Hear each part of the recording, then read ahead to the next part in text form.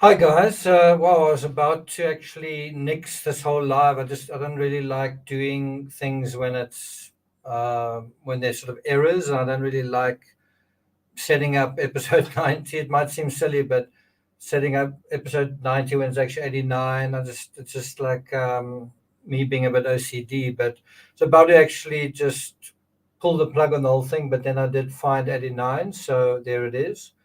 Um, yeah, I was a little bit thrown by that whole thing anyway, but we're gonna go to Just Stop Oil. I don't know if you guys know that they threw soup on a Van Gogh painting, or they've just one of them I think has been imprisoned for 2 years. We're just going to go to that and deal with the aftermath to that. So let's quickly jump in. Uh, how is everyone doing? I hope you're doing well.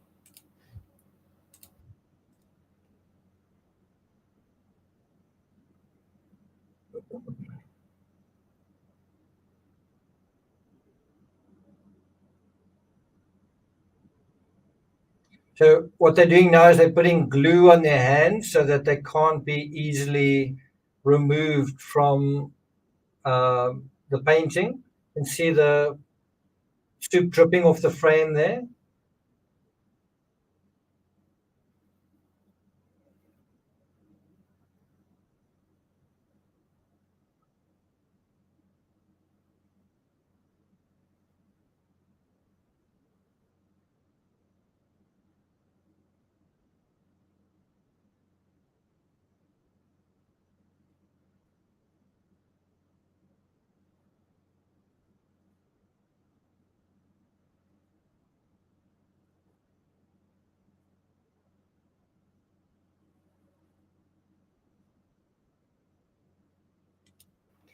So I want to sort of deal with this in a little bit of detail before we go to Van Gogh letters. My own personal feeling, and I'm someone who likes art, I appreciate art, but I also like nature, care about nature, care about the climate. I'm very aware of, the energy conundrum we're in and all of that kind of thing. But I can't help being turned off by what I'm seeing here. And what I'm seeing, and sorry if it offends someone, but I'm seeing someone with pink hair and tattoos acting in a vulgar fashion, appealing to my sense of humanity. And if anything, it just turns me off, right? Um, as a writer, as a pretty much an ex journalist, as someone who's covered Van Gogh, as someone who um, has written many articles on the climate and on energy for financial magazines. Um, but but especially as a writer, I can't help looking at this and saying, I don't think this is the best way of communicating your message. In other words, isn't there a better way of getting attention? Isn't there a better way of trying to say what you want to say, right? And maybe the answer is no. Maybe the answer is in a world that only responds to shock value, you've got to shock. Maybe that's the answer. And maybe that is the answer to a lot of other people out there. It's not the answer to me, but it might be the answer to other people out there. The only way to get their attention is to do this sort of thing. But for me personally, I don't think it's the right way of going about it. I think it's like a cheap parlor trick, and I don't think it's particularly intelligent. And I don't think it reaches the people that it should reach, in my opinion. Let's just play a little bit more of this.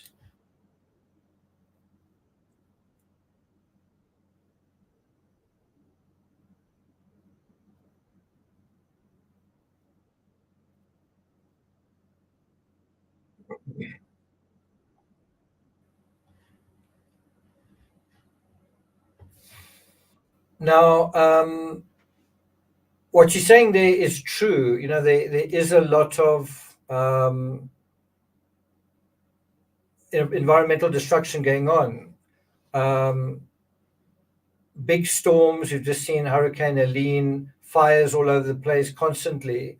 Um, What I find a little bit ignorant about her argument is if you snapped your fingers right now and you just stopped, how can I put it? Let's say you tried to stop people using fossil fuels.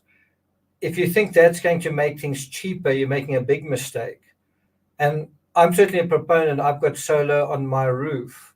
I'm a proponent of renewables, right? But if you think that going the non-fossil fuel route is going to guarantee you cheap energy and especially cheap fuel in your vehicle, you're making a big mistake. So if your argument is about food and the price of food, it's a facile argument. You want to encourage people to transition to renewables, and again, this is not a very sensible way of doing that. So I want to go to the next step on this in this whole process in terms of just stop oil. Let's just quickly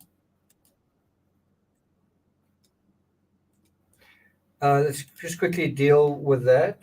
This is from a TikTok video. It's from Vice News, and this is her kind of celebrating the aftermath of this successful incident, I guess, in her mind.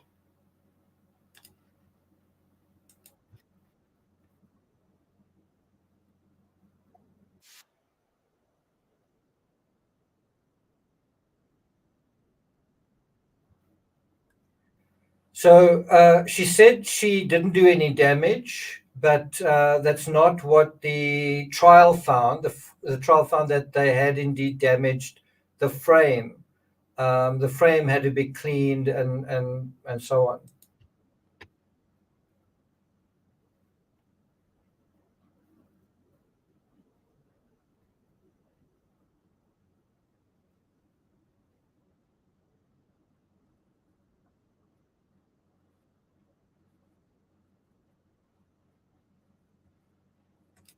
Now, what I find interesting is she's making, in terms of the words and the argument, she's making quite interesting arguments in terms of what she's saying.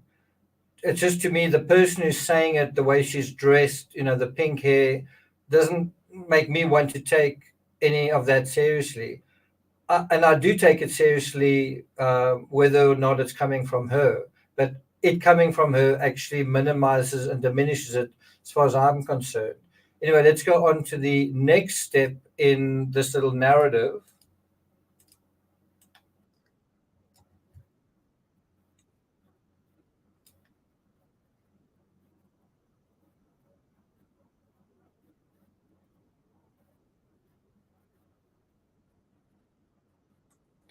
So that's the bottom line here. This has just happened again, right? This has just happened again. So, like, do you keep throwing soup onto Vincent van Gogh paintings until someone decides to stop oil? Like, do you just keep doing it? And at what point do you say, okay, it's not working? Because as far as I'm concerned, it's not working.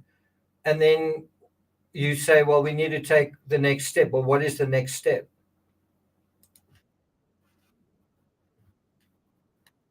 Oh my God. Are you saying that there's no volume?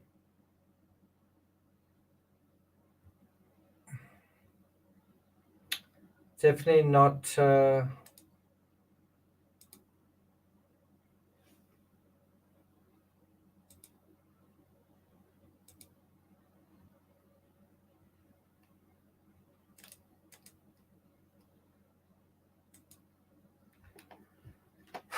God.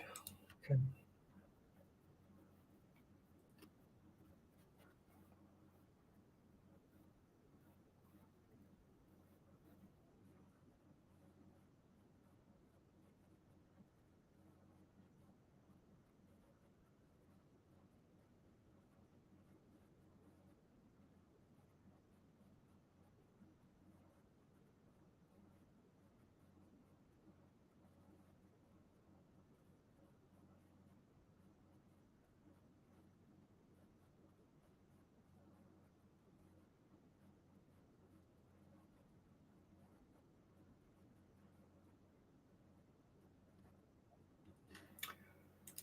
Okay, so just let me know the previous video I played with where she was talking on TikTok. Could you guys hear that?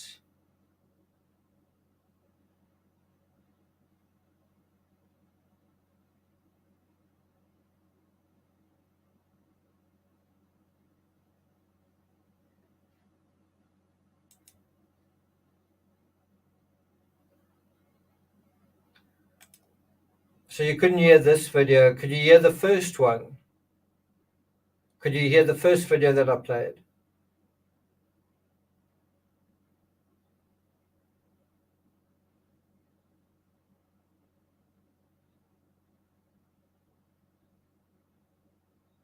Couldn't hear any of the videos that I played.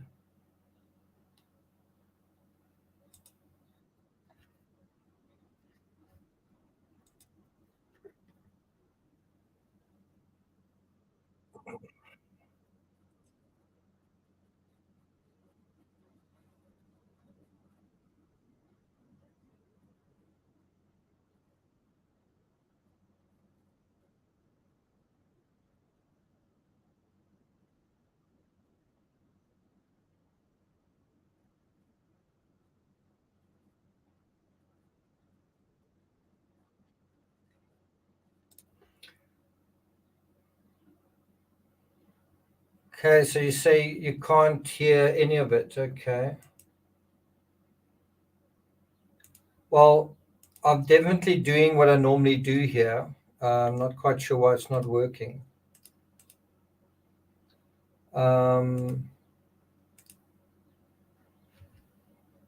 Can you Is hear it now? okay that fossil fuels are subsidised 30 times more than renewables when offshore wind is currently 9 times cheaper than fossil fuels? This is the conversation we need to be having now because we don't have time to waste. We're using these actions to get media attention because we need to get people talking about this now. And we know that civil resistance works. History has shown us that it works. I'm stood here today as a queer woman, and the reason that I'd like to make one thing perfectly clear, we did no damage to the painting whatsoever. It was behind glass, and we never ever would have considered doing it if we didn't know that it was behind glass and that we wouldn't do any damage. I recognise that it looks like a slightly ridiculous action. I agree, it is ridiculous. But we're not asking the question, should everybody be throwing soup on paintings? What we're doing is getting the conversation going so we can ask the questions that matter. Questions like, is it okay that Liz Truss is licensing over 100 new fossil fuel licenses? Is it okay that fossil fuels are subsidised 30 times more than renewables when offshore wind is currently 9 times cheaper than fossil fuels? This is the conversation we need to be having now because we don't have time to waste. We're using these action. Okay, so I would have liked to have done this sequentially and without the. Okay, I can't hear what you're saying, but yeah, I think you get the point.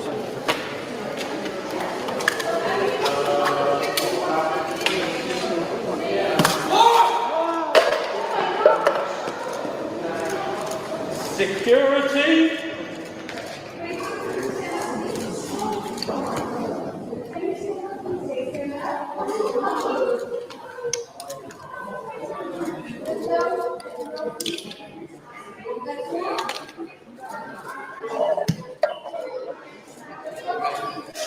What is worth more, art or life? Is it worth more than food?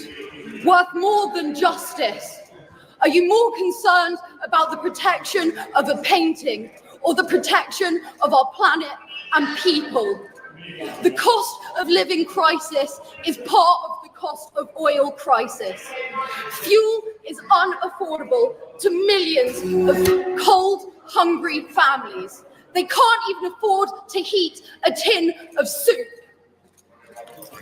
Those who are in the room, Meanwhile, please. crops Just are like everyone else. failing.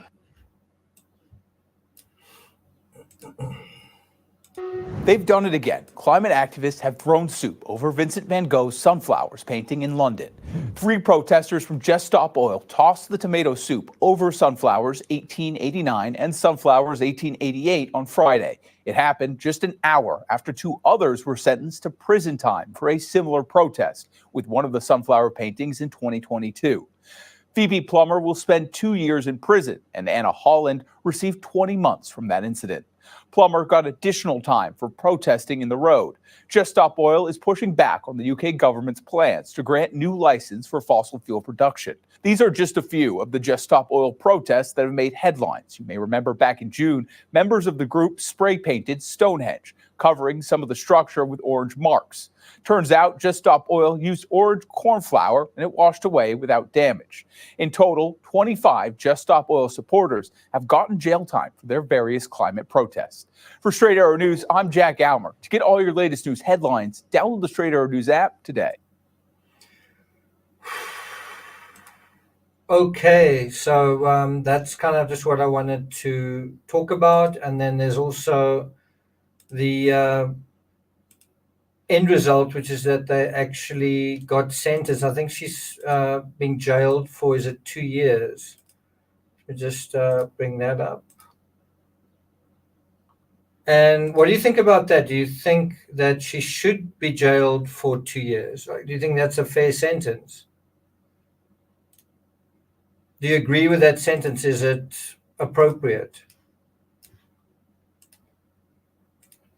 So there it is, CBS News. Van Gogh's sunflower paintings vandalized hours after activists sentenced for a similar incident. So there it is, they've been sentenced to at least 20 months in prison. So the question is this working? Is this tactic working? It's quite an interesting question. What is justice? It definitely is an interesting question. And how should you insist on justice if you feel that you are being shortchanged? And then there's a really interesting article that I found. Van Gogh is turning in his grave at the harsh Just Stop Oil sentence. I know because I spoke to him. And what's interesting about this article is if you think about it, if you think about this whole brouhaha from Van Gogh's perspective, how would he respond to this? How would he think about this? And it's quite an interesting argument, is that, you know, he was an outsider, he was a pariah, he was treated as invisible. Now, of course, his art is extremely valuable and treated as, in a way, a lot more valuable than people. And the person says, you know, Van Gogh really cared about nature, and he would care about this activism, and he would care about what they're standing for. And how would Van Gogh feel about these young people being sentenced? And I do think it's quite an interesting thought. The writer of this article writes, nature was Van Gogh's ultimate muse. He loved it, as do Phoebe and Anna. So obviously this is apologia for these perpetrators. And then she writes, I believe he would have approved of Phoebe's and Anna's actions, it belonging to the tradition of activists and artists defying norms to create a better new world. What do you guys think of that? Do you agree with that? I actually have a feeling that she's right, that I have a feeling that he may have approved. He had a kind of a funny sense of humor. Even having said that, like I said, I don't approve because I think it's a weak sense of you. It's a weak way of communicating. I don't think it's very effective. And I can't speak for other people, but it doesn't turn me onto the subject. It doesn't make me really think about it. It just makes me think about them. I do think maybe there are people who couldn't care less about art who this does amuse and might get them thinking, but I'm not sure if I'm convinced of that. The judge said, the action you took was extreme, disproportionate, and criminally idiotic. I agree with that. They said when sentencing them, there's nothing peaceful or non-violent about throwing soup. Throwing soup in someone's face is violent. Must I find that a little bit over the top, though.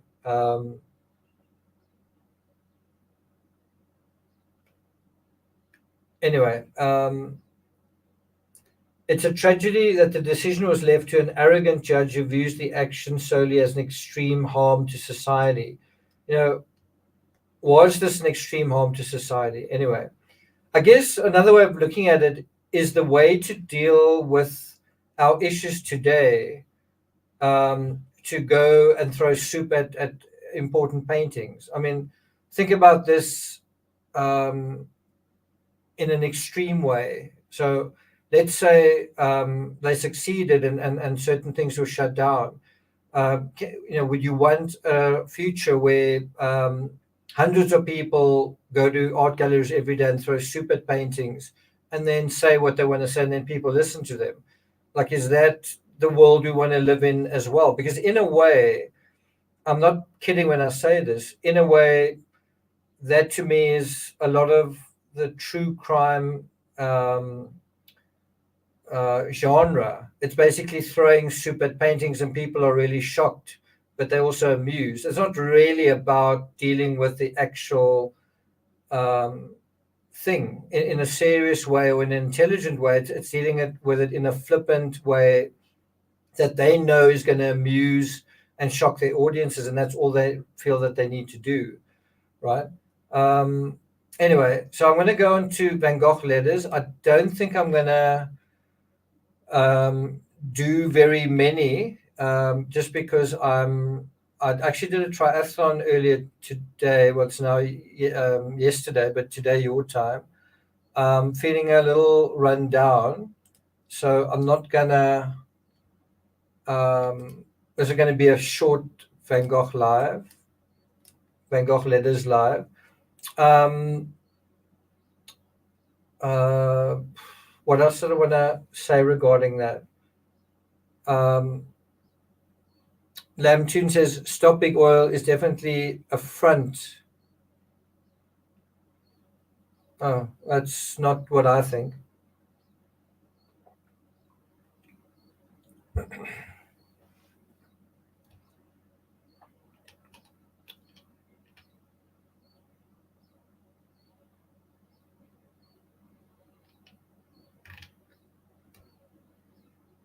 Okay, so anyway, let's get started with this. The letter from Vincent to Theo Saint-Remy, 7 or 8 September. This is kind of the reason why I don't like doing lives is, you've got this idea in mind, what you want to do, what you want to say, and then you sort of have like technical issues, and then it just interferes with the whole thing. And it's much easier when you're doing an edited video just to get everything the way you want it. And you end up coming on live, wasting your own time, wasting your time, and it's just, to me, basically a waste of time. And you might say, well, just get it right, make sure that the sound's there. But when I go onto the dashboard, it's there. The thing is clicked. So it just seems to be, and I know I had this issue in the past where you would set it to sound, it wouldn't record the sound, then you'd go back, unset it, set it again, and then it would record the sound. Again, I just don't really want to be at the mercy of technical glitches. It's just me. I just don't really want to. And to be honest, I'd rather make things the way I want and maybe earn less money and maybe less people watch, but at least I'm getting it the way I want it rather than wasting my own time. It's just, and a lot of these lives do take time. And to start it off in this way is just, it's incredibly annoying, which puts a pall on the rest of the whole thing. Just puts you in a bad mood, puts me in a bad mood. And that's really not fair to the narrative. I mean, that's the most important thing. It's just not fair to the narrative.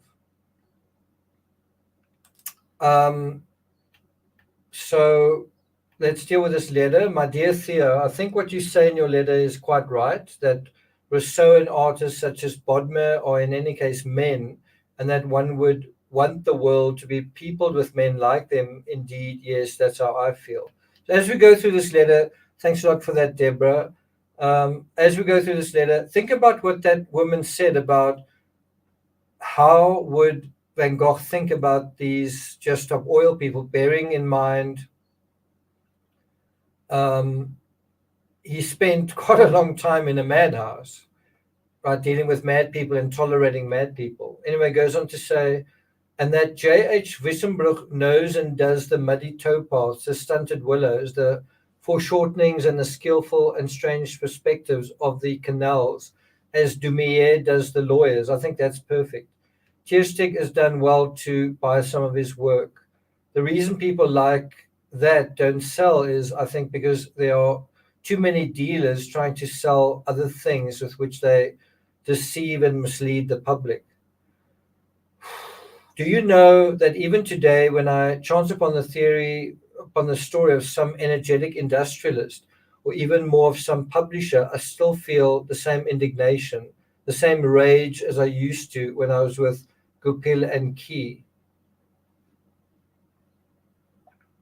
Now that's quite ironic.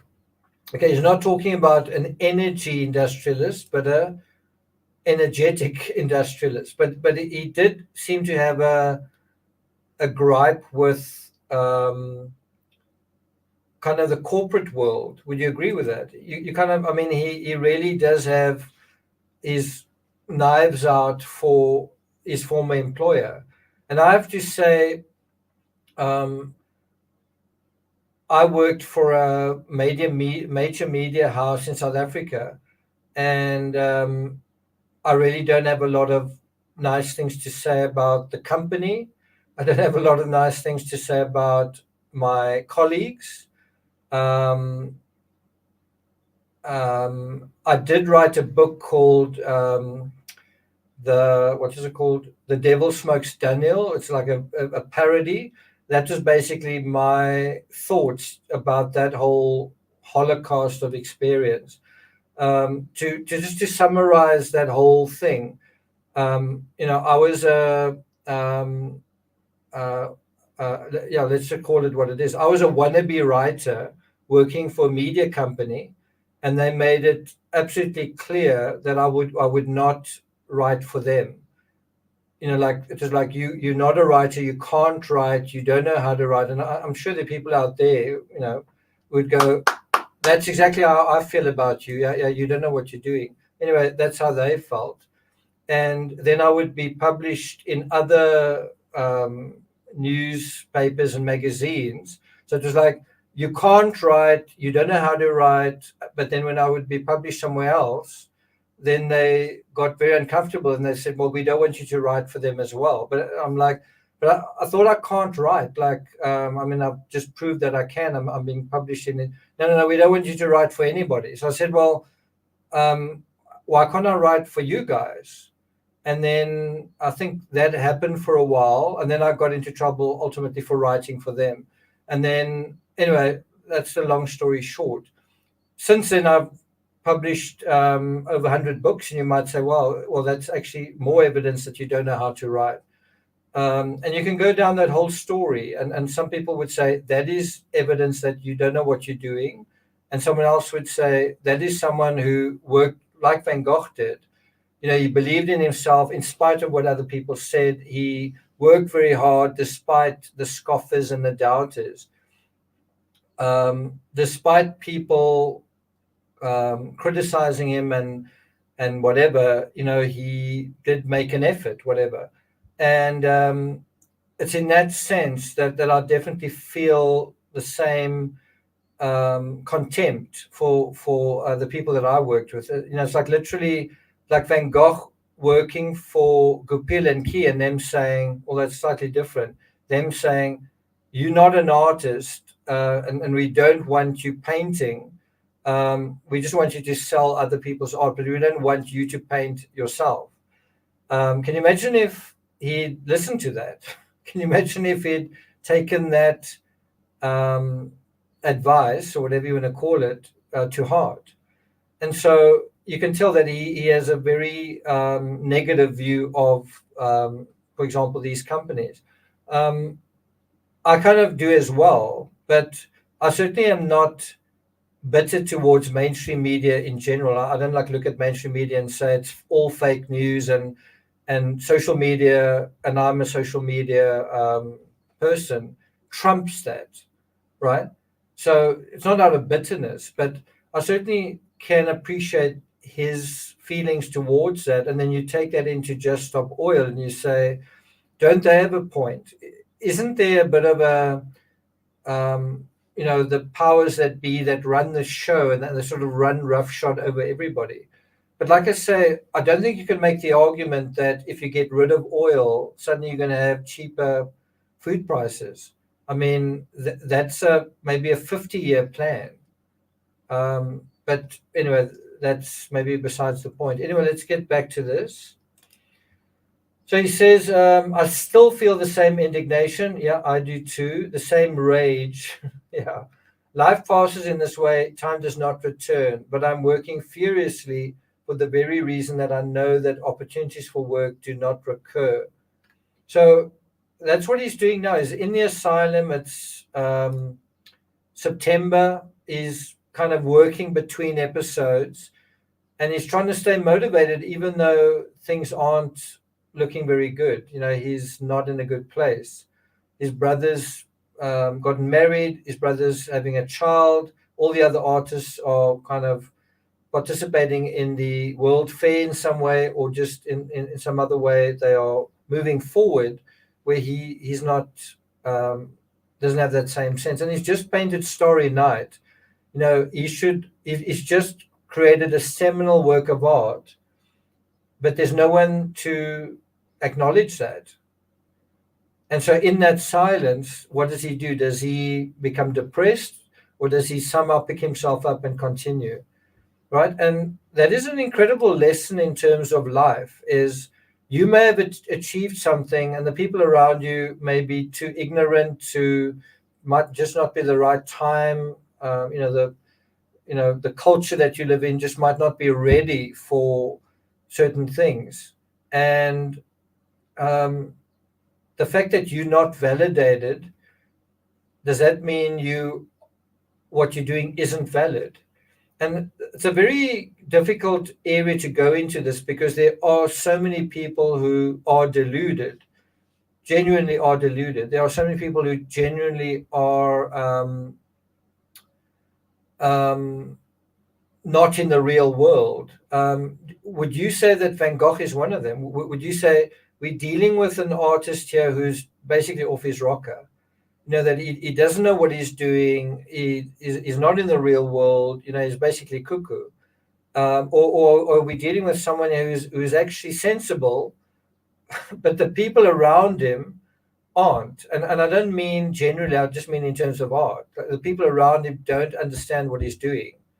Does that mean what he's doing doesn't make sense? Or does it mean what he's doing is kind of out of time? It's kind of, for what it is, it's kind of quite sophisticated. It's going to take the world a while to sort of catch up, right? Okay, anyway, let's continue. So look at what he says here. Especially in my case, where a more violent attack could destroy my ability to paint for good. Has anyone here watched, and don't laugh when I say this, has anyone here watched Puss in Boots, I think it's called The Last Wish? Anyone seen that?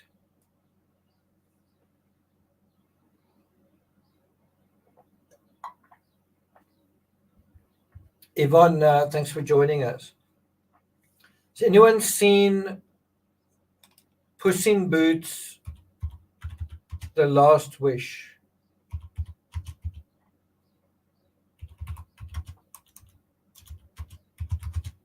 It's quite nicely animated.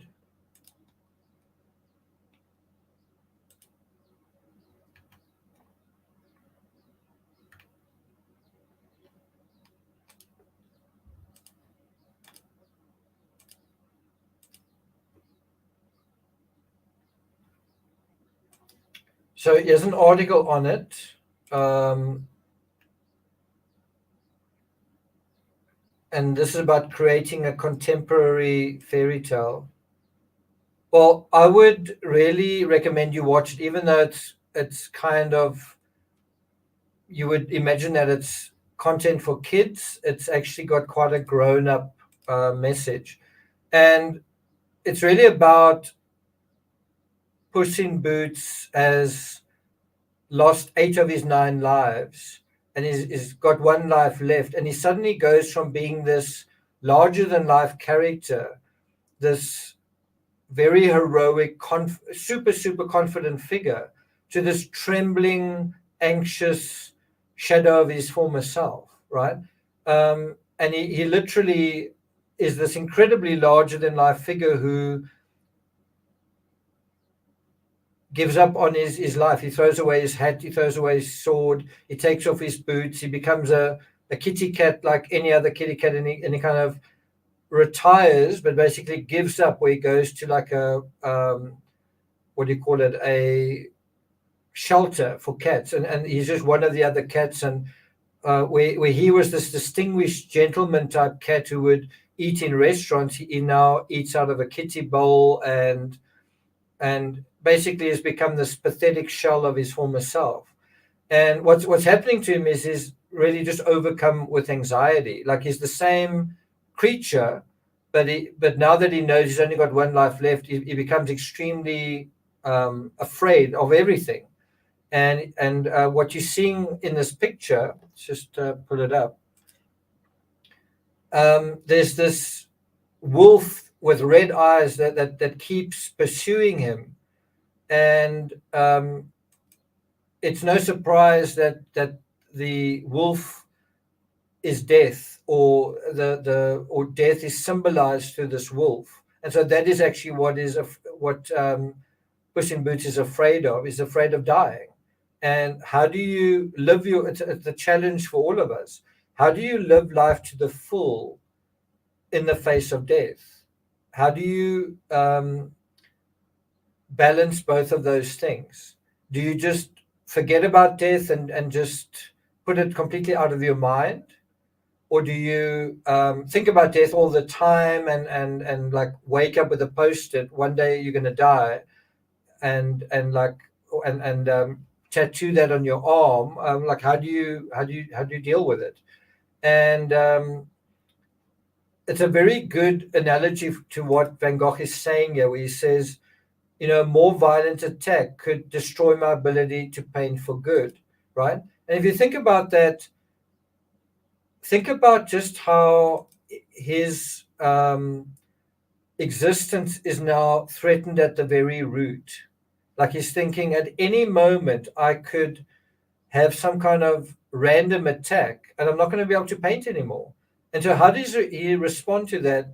Well, one response could be, I don't think I'm going to paint. I'm just going to lie down in bed and wait for it. Another response could be, I'm going to just kind of go crazy and just, I've got to get out of this asylum. I want to go to some tropical island and whatever.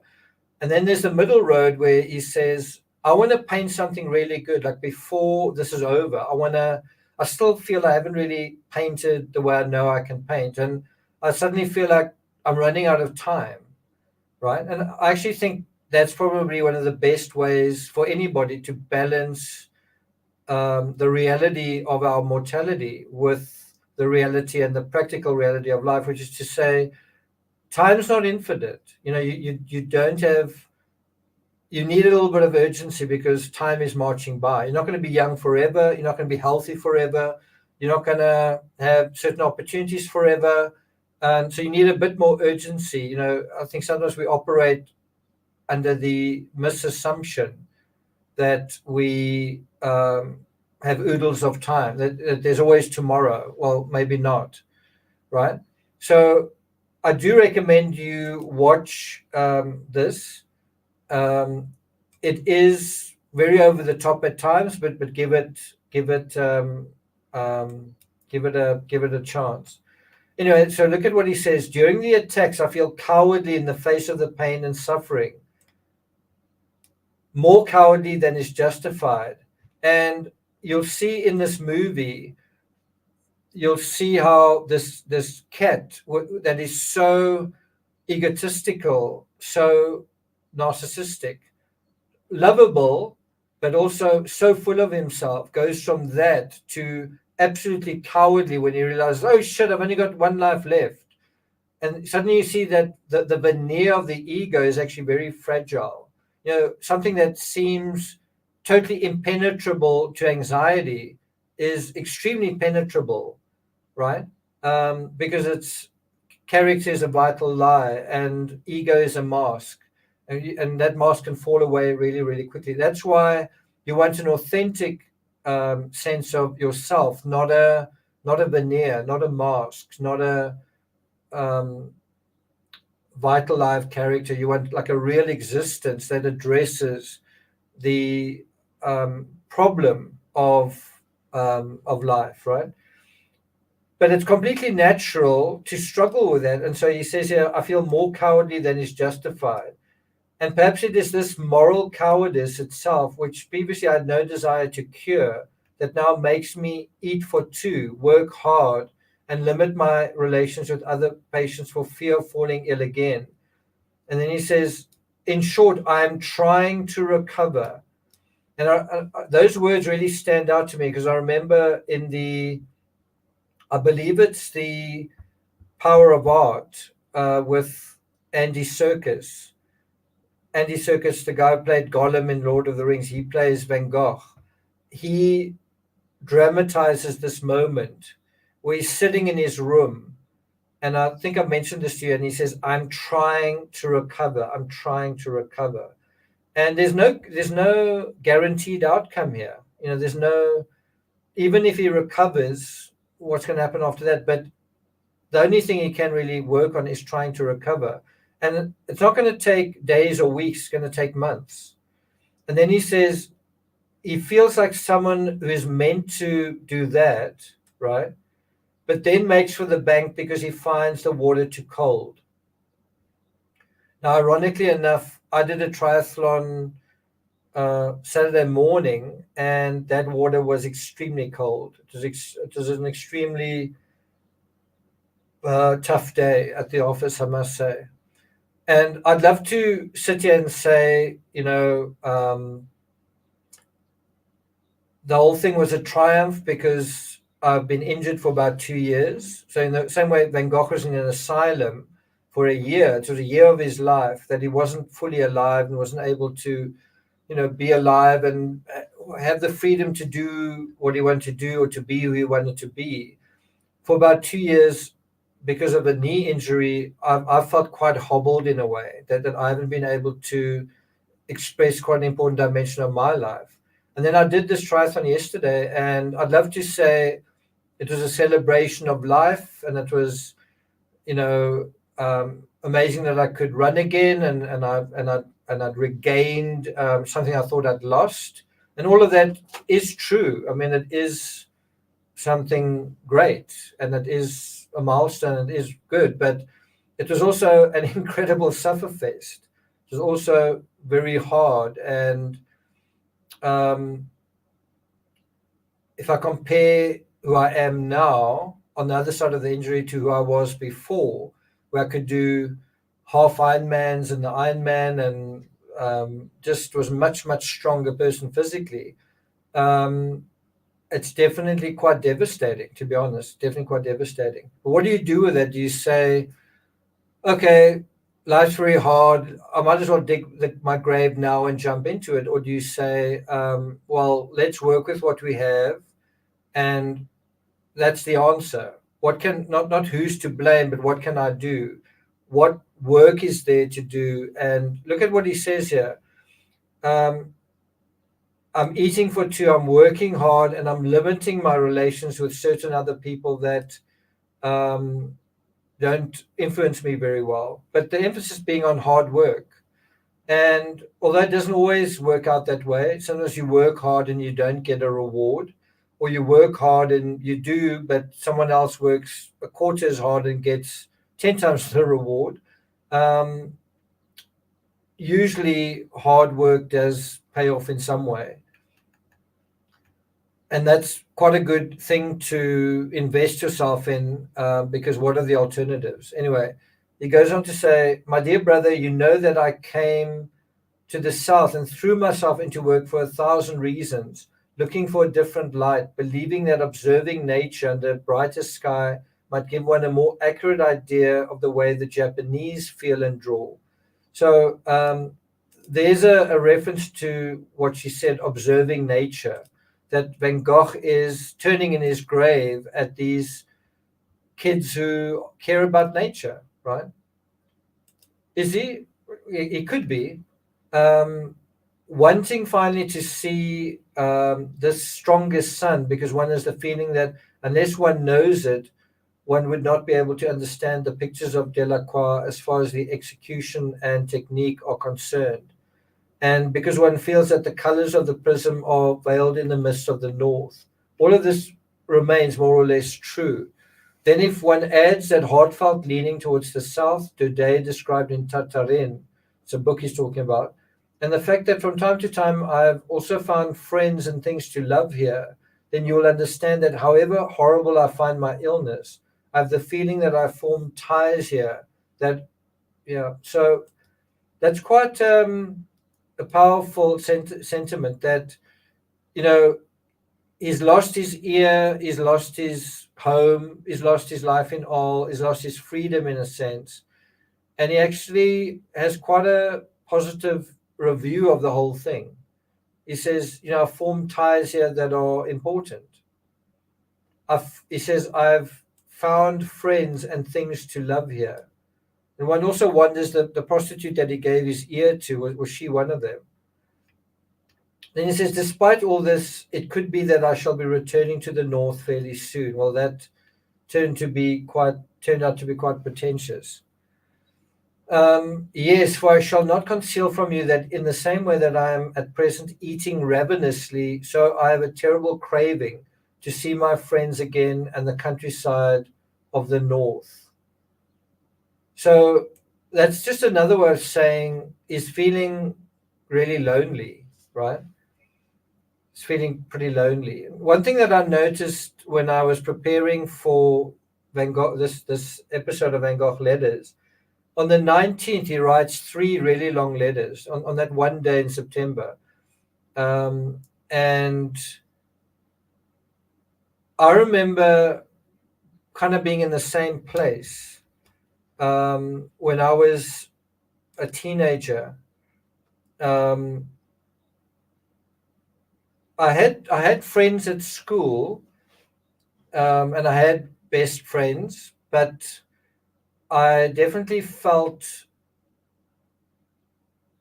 lonely. So my attitude to that was, and this isn't a young person who's just sitting in his home, sitting in his room doing homework. I mean, I would go to a swimming club every single day where there were a lot of other kids.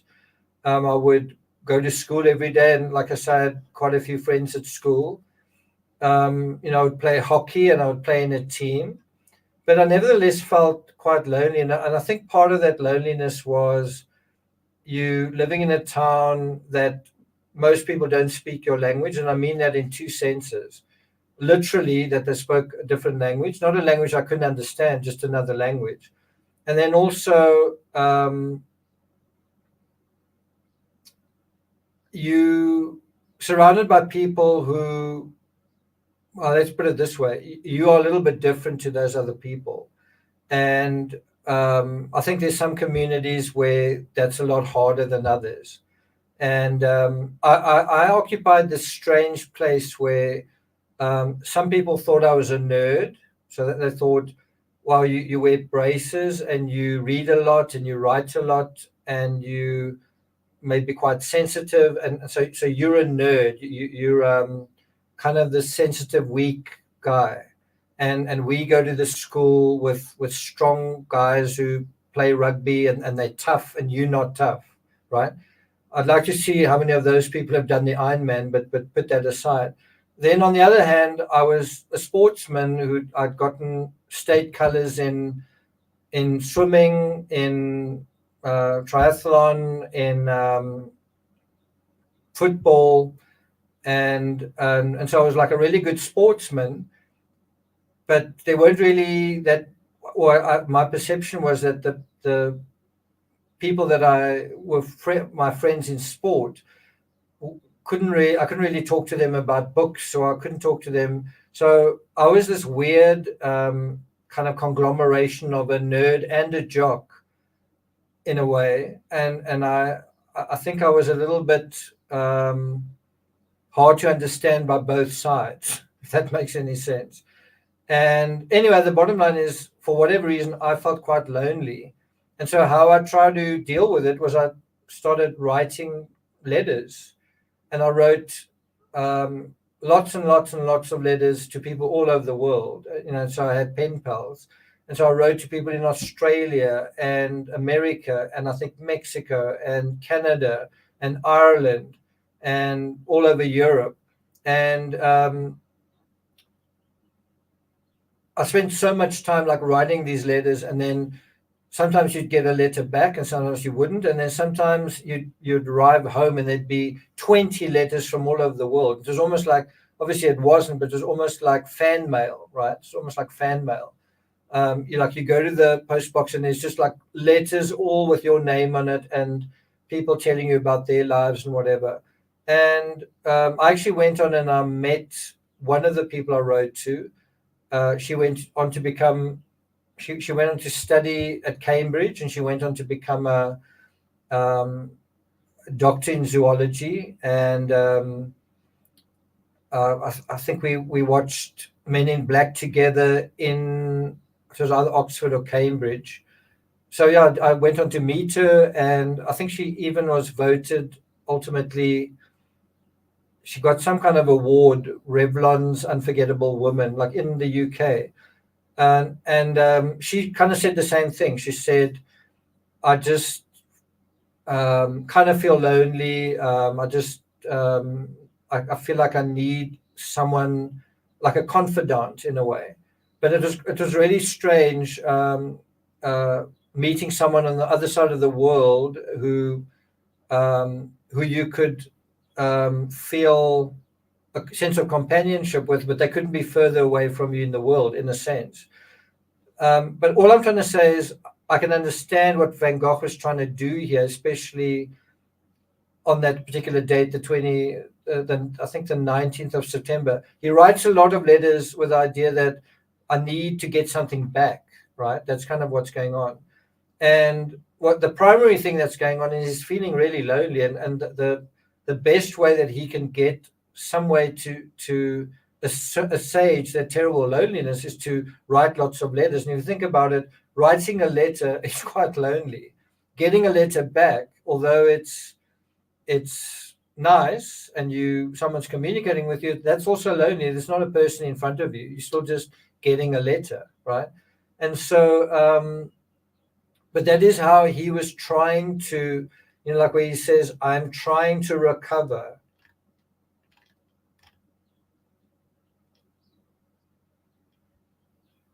There, he says, I'm trying to recover. In a way, I think all of us are trying to recover whatever, our best selves. We're trying to recover our best lives. We're trying to be alive, right? And I think a good question is, how should you be doing that? And that's not a question for me to answer for you or for anyone else. That's a question you've got to answer. The only person who can answer that is you. And that's kind of quite a big responsibility you have to your own life, is because what if you make a mistake? How much time are you going to waste trying to recover in a silly way, or in a way that you should have had more courage? The same thing you could apply to these Just Stop Oil people. Trying to recover the planet's health. What is the best way of going about that? And I think it's an open question, and I don't think we are currently answering that question as a species intelligently, which is not good. It's not good for the future of our species. So it is something that needs to be addressed. How do we recover from where this planet is going, and whose responsibility is it? So anyway, let's go back to his letter.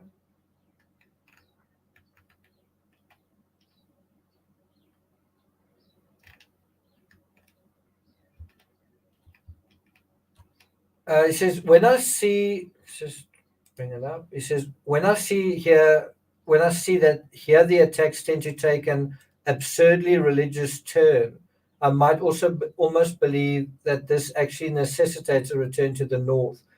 Just another quick mention that in terms of this story, Puss in Boots, what's so interesting about it is the characters. There's several characters in the story, and they all are on a journey to find the star. Like there's a star in fairy tale lore that if you wish upon that star, your dreams will come true, right? And what's really interesting about this journey is that they go on this journey, not just Puss in Boots, but also Goldilocks and other characters. And it becomes about this journey towards a dream and a wish and basically a fairy tale. And that idea at the end of it, isn't it wishful thinking after all? Aren't you on a journey towards something that is not actually real to begin with? Which is definitely an interesting thought. Like if you're thinking about, I don't want to waste time, I'm trying to recover. But what if all of this effort you're mustering is being applied to something that's not really real to begin with? And this story does such a good job of mobilizing these characters to a literal star. And when they get there, you sort of get the sense of, are they going to just make a wish and life's going to be great at the end of that? Or is there a more practical way, a more realistic way, a more sensible way of wishing and hoping? In other words, if is the thing that you're wishing for, if you had it, would it really change anything? And this story does such a good job at addressing that. Like you'll see how it's all about being motivated to find this star, to make this last wish. And then what happens when they actually get there? What do they realize? That's the big message of this story, right? Okay, anyway, let's go back to this. It says, I might almost believe that this actually necessitates a return to the North. Well, I'm at an hour. I would really like to stop here. Would you guys be okay if I stopped here? Don't really want to go over an hour. What do you guys say? Well, I think we should at least finish this letter. Puss in Boots is on, I think it's on Amazon Prime. I'm not sure. If you Google it, you might find out. I think it's Amazon Prime.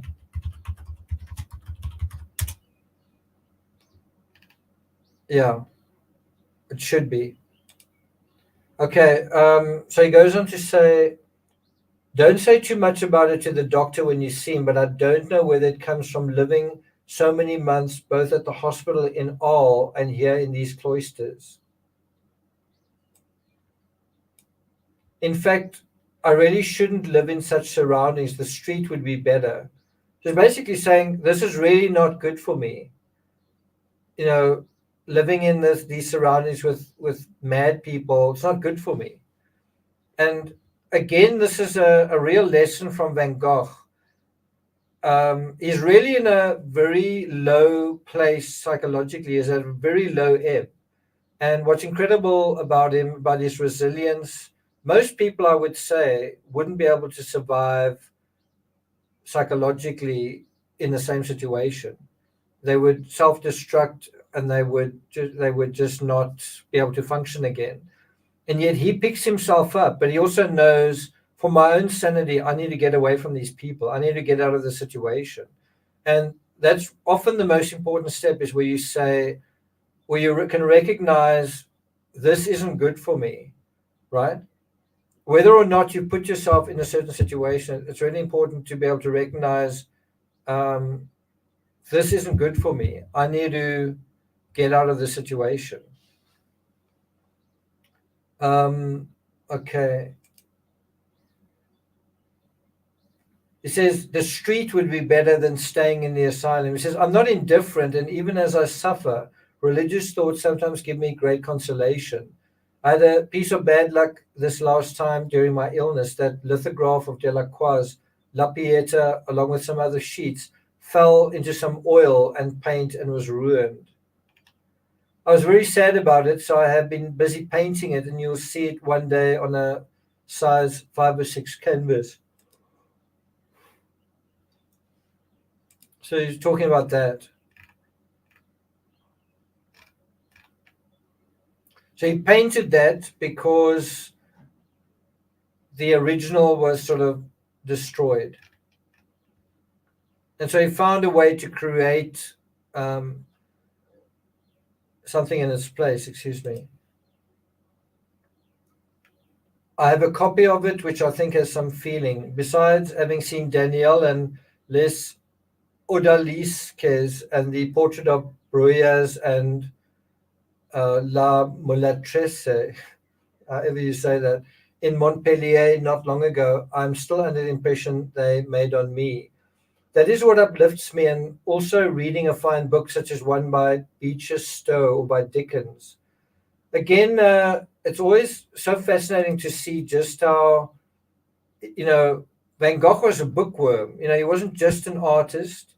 He wasn't just a student of nature. He wasn't just a colorist. He was a bookworm. And he also read English authors like Dickens. He read Sherlock Holmes. He read about what do you call it? Just trying to think what it is. The Jack the Ripper. That news also came out. I just want to confirm the thing about Sherlock Holmes. I just want to confirm something.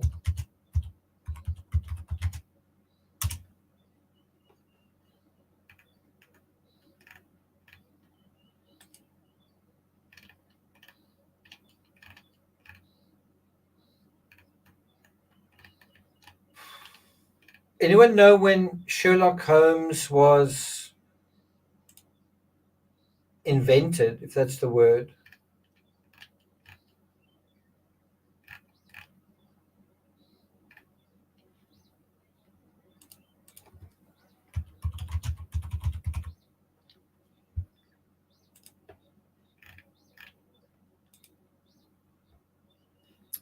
So the author, I know it's going down a little bit of a rabbit hole. So Arthur Conan Doyle was born in 1860, plus minus. He created Sherlock Holmes in 1887. So this was 2 years before we are in the present time. I don't know why, but I seem to remember him referring to Sherlock Holmes somewhere.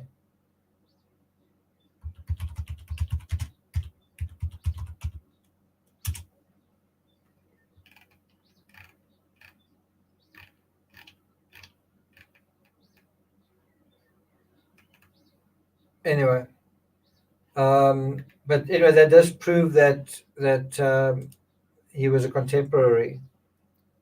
Anyway, let's go back to the letter. What disturbs me is the constant sight of these good women who believe in the Virgin of Lourdes and make up that sort of thing, and realizing that one is a prisoner of an administration that is only too willing to cultivate these unhealthy religious aberrations when it should be concerned with curing them. So Van Gogh is kind of worried about a kind of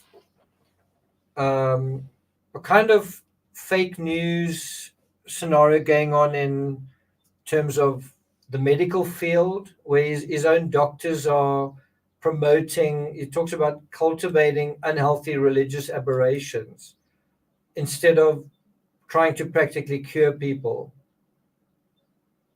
He says, one is a prisoner of an administration that is only too willing to cultivate these aberrations.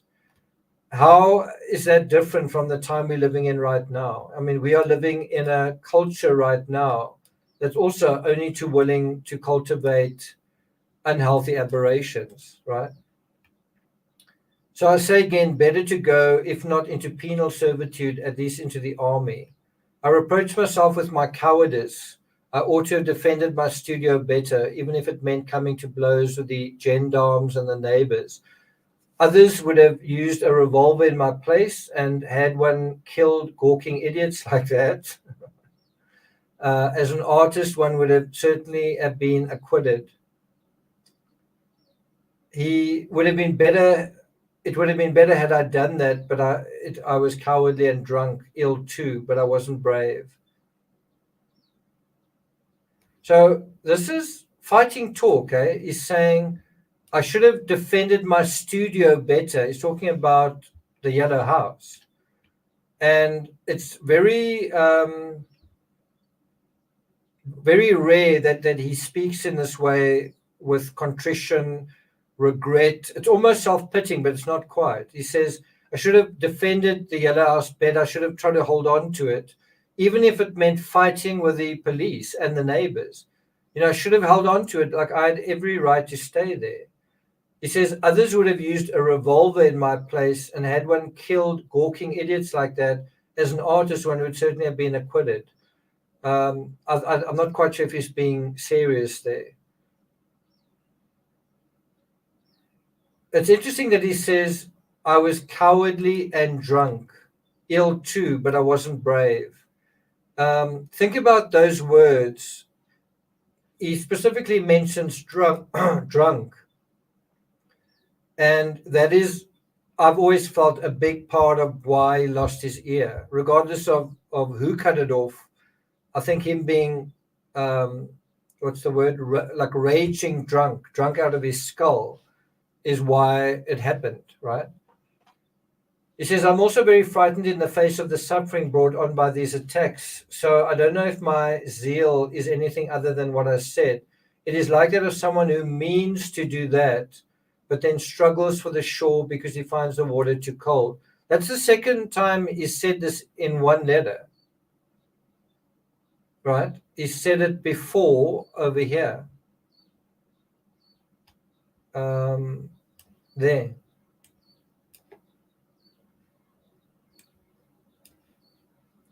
It's almost like he's saying he's thinking about it, but he just doesn't have the courage to do it. And I mean, he's just mentioned something about a revolver in the previous sentence.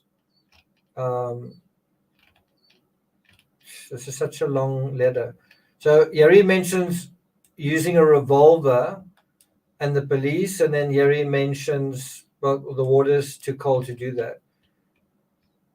It's interesting, just from my perspective. I've just covered Nicola Bulley, and I've just before that covered Gaynor Lord, and it's all about women who went into very cold water and died. And here you've got Van Gogh talking about the same thing as though this is his idea. And there are people in the comments to those videos saying it's absolutely incomprehensible that anyone would want to do that. And here you've got another person talking about it. I don't know. It's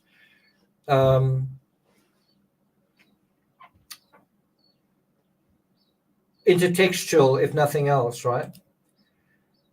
He says, but listen, to be in board and lodgings as Braat was when I saw him that time, happily long ago, no and no again. It would be different if old Pissarro or Vignon, for instance, would care to take me in. Well, I'm a painter myself. It could be arranged. And it would be better if the money went to feed painters than to excellent nuns.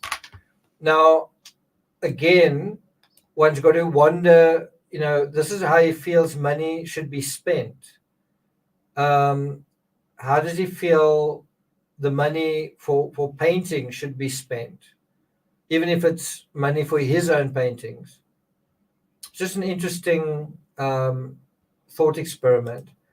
Yesterday, I asked Monsieur Perron point blank, since you're going to Paris, what would you say if I suggested that you be kind enough to take me with you? Wow. Can I go with you? Do you mind? His reply was evasive, that it was too sudden, that he would have to write you beforehand. To me, this is just another symptom that he's really lonely. Like, he just would really like to see a family member. And bear in mind, we're now in September, so he's been in the asylum for at least 3 months, right? That's quite a long time. And it's not like the period before that was a holiday either. You know, he's really been out of his home for 9 months now. So, you know, it's starting to weigh on him. He says, but he's very kind and very indulgent towards me. And while he doesn't have the final say here, far from it, I have to thank him for many liberties. After all, one shouldn't only make pictures, one should see people too. Same with, one shouldn't only make YouTube videos, you should go out and do other things too. That was part of the thinking with the triathlon that I did on Saturday. There is, and there should be, and there must be, and there needs to be another dimension to your life besides just one track kind of thing. And I'm looking forward to, I'm supposed to do a trip to Europe, and I've kind of been looking forward to that, but I have to say, it's amazing how that fairy tale has turned into a nightmare. Like, so far, my visa hasn't been approved. A friend that I want to take along, her visa was actually refused, not just not approved, refused. And I'm not going to go into all the details of it, but if you knew the details, you wouldn't believe it. Like, I'll give you one example. They want all sorts of documents. They want to know every single night. Like, you need to account for every single night that you're spending wherever, and how you're getting from A to B, and then they want bank statements, but then they also want the bank stamp on the bank statements. And then they basically said, we're rejecting this application because there wasn't a bank stamp on it. In other words, wow, do you think that this was a manufactured, like a manufactured document, like it's like a not a genuine bank statement that someone kind of, I don't know, used Photoshop to make this statement. And I know Americans traveling to Europe, you don't even need a visa, and yet we have a totally different set of rules and standards that just are quite extreme. So yeah, it definitely is dispiriting. The thing is, it doesn't help to compare your situation to somebody else, even if you're right. It just doesn't help to compare it. What you've got to do is solve your problem. You've got to solve the issue that you presented with. And as soon as you go to the thing where you're blaming and life's unfair, or you're giving away power, just solve the problem. So I must say, I'm in a way a victim of my own psychology, like where you say, what I'd really like to do is X, Y, Z, and it kind of becomes kind of like a fairy tale, but it's like something I want to do, and then trying to get it to happen becomes this nightmare. I could tell you more about it, but and so how do you make the nightmare go away? You just stop holding on to the thing you want to do. You just kind of let it go, and you say, if I don't go to Europe, who cares?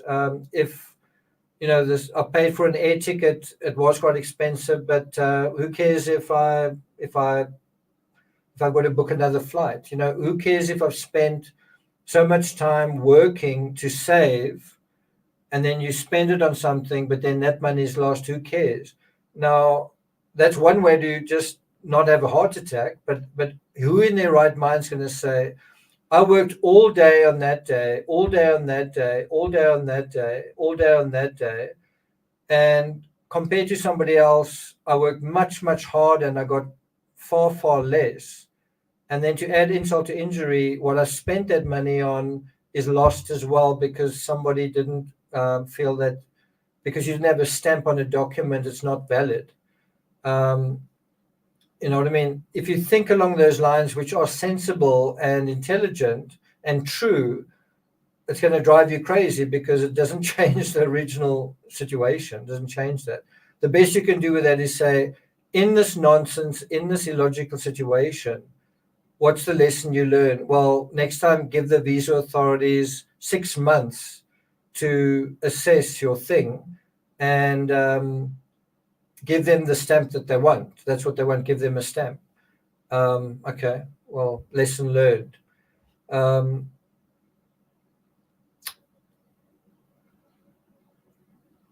But anyway, the point is Van Gogh is also recognizing, wow, this art is coming at a cost. And he's also saying, I need people. Like, although art helps me and it keeps me motivated and keeps me busy, I also need to see people. Like, I'm feeling the burden of that as well. That's what he's saying here. And so he says here, every now and then, by associating with others, recuperate a little and stock up on new ideas. And so what he's recognizing here is this sort of idea of when you with others, it actually refreshes the mind and the body and the soul and the spirit in ways that you can't really anticipate. You know, someone will tell you, did you know about this? Did you see that in the news? Did you see that they're talking about this? Did you? And often you don't. Like another person, any other human being, whether it's somebody you love, whether it's a friend, whether it's just another person, has this whole kind of galaxy of experience that in some ways is different to your own and in some ways can inform yours. Like you might have a question about something and you're like, I just don't know how to deal with this. And they say, okay, but this has come out. You just need to do that. Oh, okay, I didn't know that, right? That's safety in numbers. There's another way of talking. That's where being part of a community adds a lot more intelligence than someone operating on their own. Of course, often the reverse is also true. Group thinking communities that end up dumbing down each other in a way. Thanks, Yvonne. What do you say? I think that's a really good point. This is a very long letter because he's lonelier than usual. I must say a lot of these letters are super, super long, and I'm not even like halfway through this letter. I've been struggling to get through September of his letters because each one is like epic. And I do think in a very real way, him writing these long letters, it's basically him talking to himself. It's him saying, I wonder about this, I wonder about that. I mean, I sometimes talk to my dog, right? I think that is a symptom of loneliness to an extent. It's a kind of wanting companionship and wanting to, talk to someone. And he does it through this letter, right?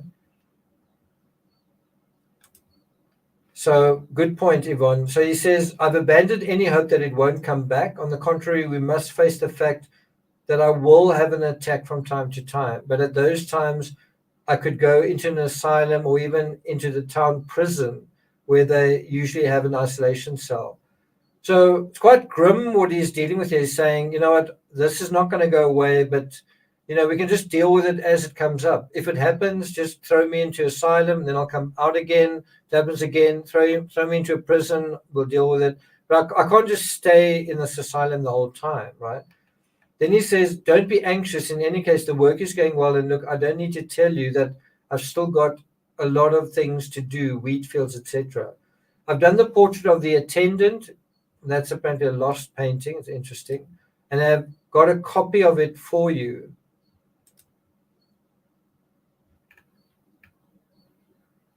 So this is one of the dudes that has been that he's been looking at every day, the attendant at the asylum. So this is one of the characters in his everyday life. He says, it makes a fairly curious contrast to the portrait I've done of myself, in which the look is vague and veiled, whereas he has a military air and small, lively black eyes. You can almost kind of imagine this guy talking in French and saying in French, Monsieur Van Gogh, or Monsieur Van Gogh, have you eaten today? How are you doing today? You know, all of those sort of kind of empty daily pleasantries. I think those little small lively black eyes are kind of a symptom of a guy with a small life and kind of a small archive of the world in a way. You know, don't you get that sense? I mean, this guy lives and works in the asylum. Does he really know who? Does he really know who he's dealing with Van Gogh? Does he really know who a person is? Does he really know how to deal with mental illness? Or is it the blind leading the blind, right, in that regard? Anyway, he says, I've given it to him. So he's given the portrait to this guy. So he must have thrown it away, right? Doesn't that make sense? It's a lost painting. He says he gave it to him. Well, that's why it's lost, because this very astute gentleman was given a Van Gogh and he thought it's not worth anything. It's from a mad guy, and so he threw it away. That was your stupidest move in your life, pal. Anyway, he says, I'll do his wife as well if she wants to pose. She's a woman whose looks have faded, a poor soul resigned to her fate, nothing out of the ordinary. You can imagine she's resigned to her fate in the sense she's married to a dude who works in an asylum. Can't be the nicest. Like when he comes home from work, what does he talk about? So insignificant that I simply long to paint that dusty blade of grass. I talked to her sometimes, and when I was doing some olive trees behind their house, and she told me then that she didn't believe I was ill. Well, that's so his wife knows a little bit. In fact, you would now say the same if you saw me working. My mind clear and my fingers so sure that I drew that Pieta by Delacroix without taking a single measurement, though there are those four hands and arms in the foreground, gestures and postures that are not exactly easy or simple. Well, I'm really feeling kind of run down. I'm kind of this letter is really taking long. Oh, my body hurts. When you do a triathlon, you really do have a complete sense of fatigue. You know, your arms are tired, your legs are tired, your back is tired. So I'm definitely tired. Do you mind if I have a short sleep?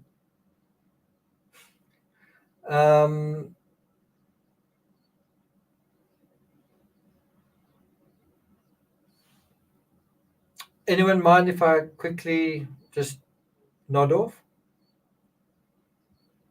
Let's read some of your comments. Chelsea says, I talk to myself all the time.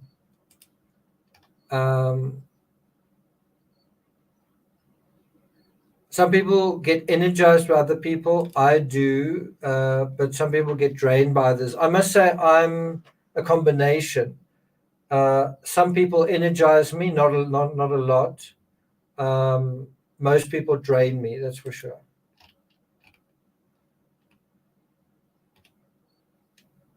Yeah, that's right.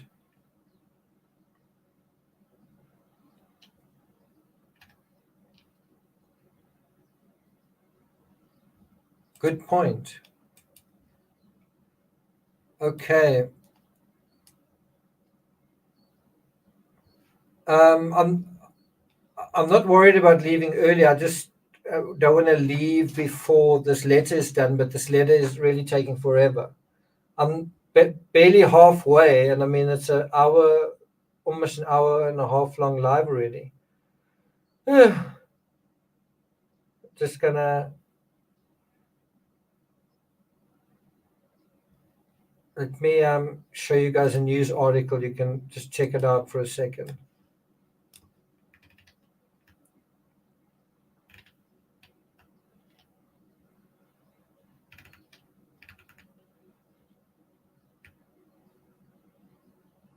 So Phoebe and Anna, both 22 years old, have been jailed for 2 years. Now, think about being jailed for 2 years at the age of 22. I mean, that's like the prime of your life, right? 2 years in jail at 22 years of age. So while the painting completed in 1888 was worth £72.5 million, while it was protected by a glass cover, prosecutors believe the soup acted as a paint stripper may have caused £10,000 worth of damage to the Italian frame. That they're saying the soup acted as a paint stripper.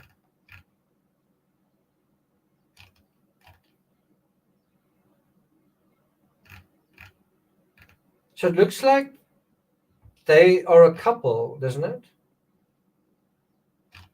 Doesn't it? Like these two are a couple. Both of them are, yeah, a couple.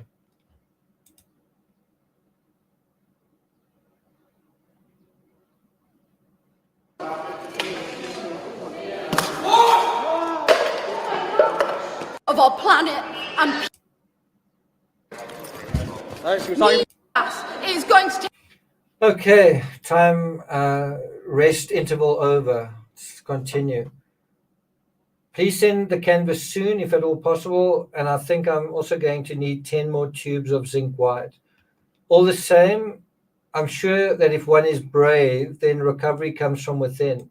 So you can tell, how many times has he said the word brave in this one letter?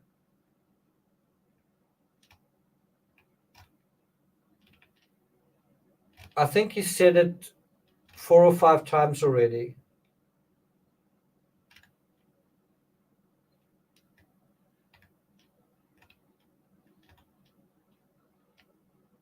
He also talks about cowardice. He talks about being brave. There he says, I wasn't brave. He talks about bravery and he talks about cowardice.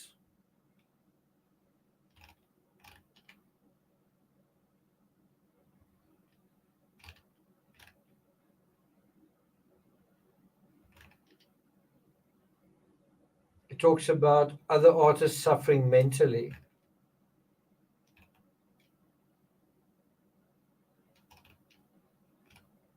Okay, let's see if we can find one more reference to brave.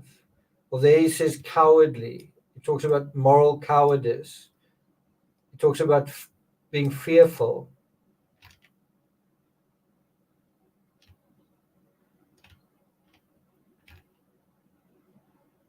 Remember, he said, I wish I'd been more brave to deal with them taking away the yellow house. He says he feels very frightened.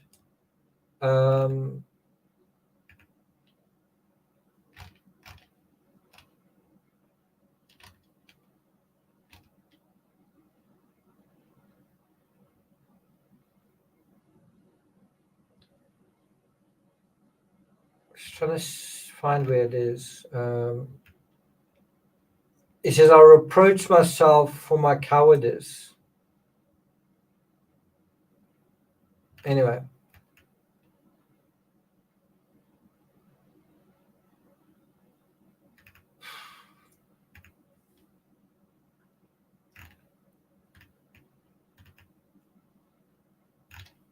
Okay, now where was I? Now we've got to find that. Okay. All the same, I'm sure that if one is brave, then recovery comes from within. Those are words to live by. I think that's going to be the title for this live stream. What do you guys think? If one is brave, then recovery comes from within. And look at the rest of that sentence. Through the complete acceptance of suffering and death, and through the surrender of one's will and love of self. So, yeah, surrender your will. And then, it's like that saying in, I think it's The Road Less Traveled, M. Scott Peck. Life is difficult. If you accept that, well, then it gets a lot easier. Do you agree this is quite a good title for this video?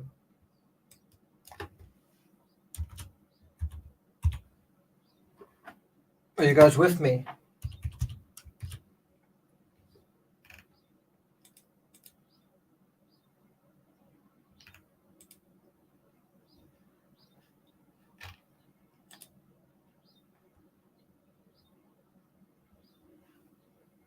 Okay, I agree. Perfect. Okay. Then he says, but that's no good to me. I like to paint, to see people and things and everything that makes our life artificial, if you like. Yes, real life would be something else, but I don't think I belong to that category of souls who are ready to live and also ready to suffer at any moment. It's quite an incredible statement, Dad.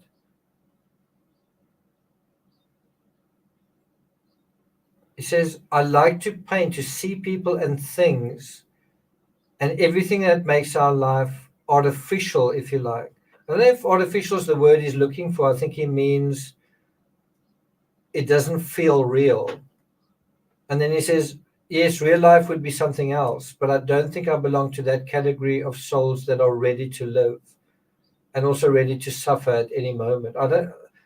It's a strange statement for him to make because he suffered his whole life. He did seem ready to suffer. He did live quite an extraordinary life. Although minus, he never got married, he never had kids, he never had that sort of domestic experience. Anyway, he says, what an odd thing the touch, the stroke of the brush is.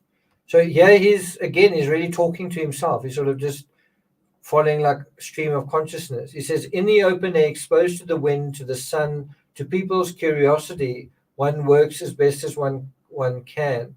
Now, what he means by that is, Van Gogh paints in plain air, which means he is outside, and while he's painting, people can walk by him and scoff and laugh and criticize and smirk and giggle and all that kind of thing. Maybe some people come and lean over his shoulder, look at what he's doing, and then maybe they're disappointed and they walk off. Maybe some people are complimentary. But the point is, he's being appraised in real life, in real time, and that's always quite difficult. He's being validated on the spot.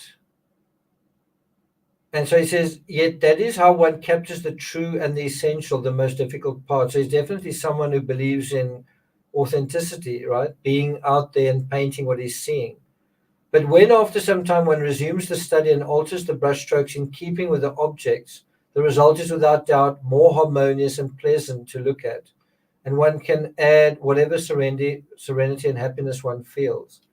I shall never be able to convey my impressions of some of the figures I've seen here. Certainly, this is the new road, this road to the south. But men from the north find it difficult to follow, and I can already see myself one day in the future enjoying some small success and missing the solitude and anguish as I watch the reaper in the field below through the iron bars of my cell. It's an ill wind. So can you see how he is describing his circumstance? He does describe it as he's looking at the reaper, which is similar to this, right? He's looking at death through his cell, and he describes it as through the iron bars of my cell. Make no mistake, where he is looks and feels like a prison. You can call it whatever you like, an asylum, a hospital, but for all intents and purposes, he's like in a prison. And it's not fun, and he's feeling that.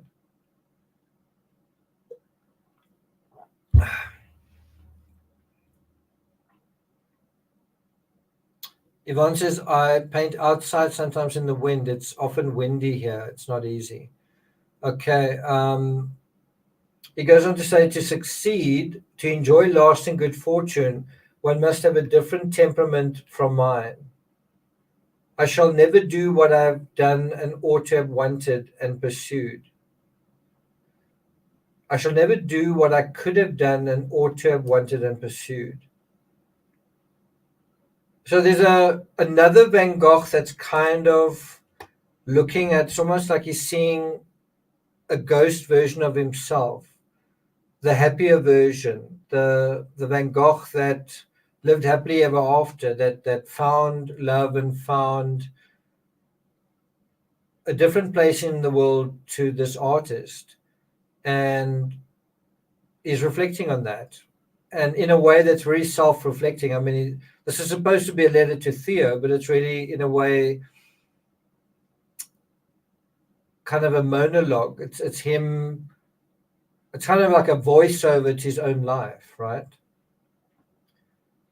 Then he says, but having these dizzy spells so often, I can never be more than fourth or fifth rate.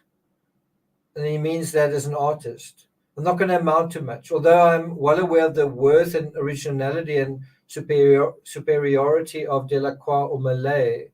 For example, I can still say, yes, I too am something. I too can achieve something. But I must take these artists as my starting point and then produce the little I'm capable of in the same way. So again, you can see how he's trying to recover. He's saying, I too am something. I'm not nothing. I too can achieve something. I'm not a good for nothing. So old Pissarro has been dealt two cruel blows all at once. As soon as I read about it, I thought of asking you if there would be any way of going and staying with him. If you paid him the same as here, he would find it worth his while. For I don't need much except for work. So ask him straight out. And if he doesn't like the idea, I would easily go and stay with Vignon. So it's September and he's thinking of getting out of there. He's thinking of leaving the asylum, and who can blame him? I'm a little afraid of Pont-Aven. There are so many people there, but what you say about Gauguin interests me very much. And I still tell myself that Gauguin and I will perhaps work together again. I know that Gauguin can do even better things than he has done, but how to reassure him? So it's quite interesting how kind of innocent he is when he thinks about Gauguin. I mean, I read that and I think, don't you know that he cut off your ear? But I think that's the answer to the mysteries. He doesn't know because he wasn't there, because he wasn't compos mentis, because he wasn't conscious, because he was drunk. And so what is more likely, and answer with your thoughts in the comments, what is more likely if you are totally effed out of your mind drunk, totally stark raving drunk, what is more likely, that you would cut your own ear off or that someone else would cut it off because they think you're attacking them, or they like, well, you are mad and you're a threat to my safety? Like, what's more likely? Now, think about what we're talking about here. Someone is so drunk that they're insensible.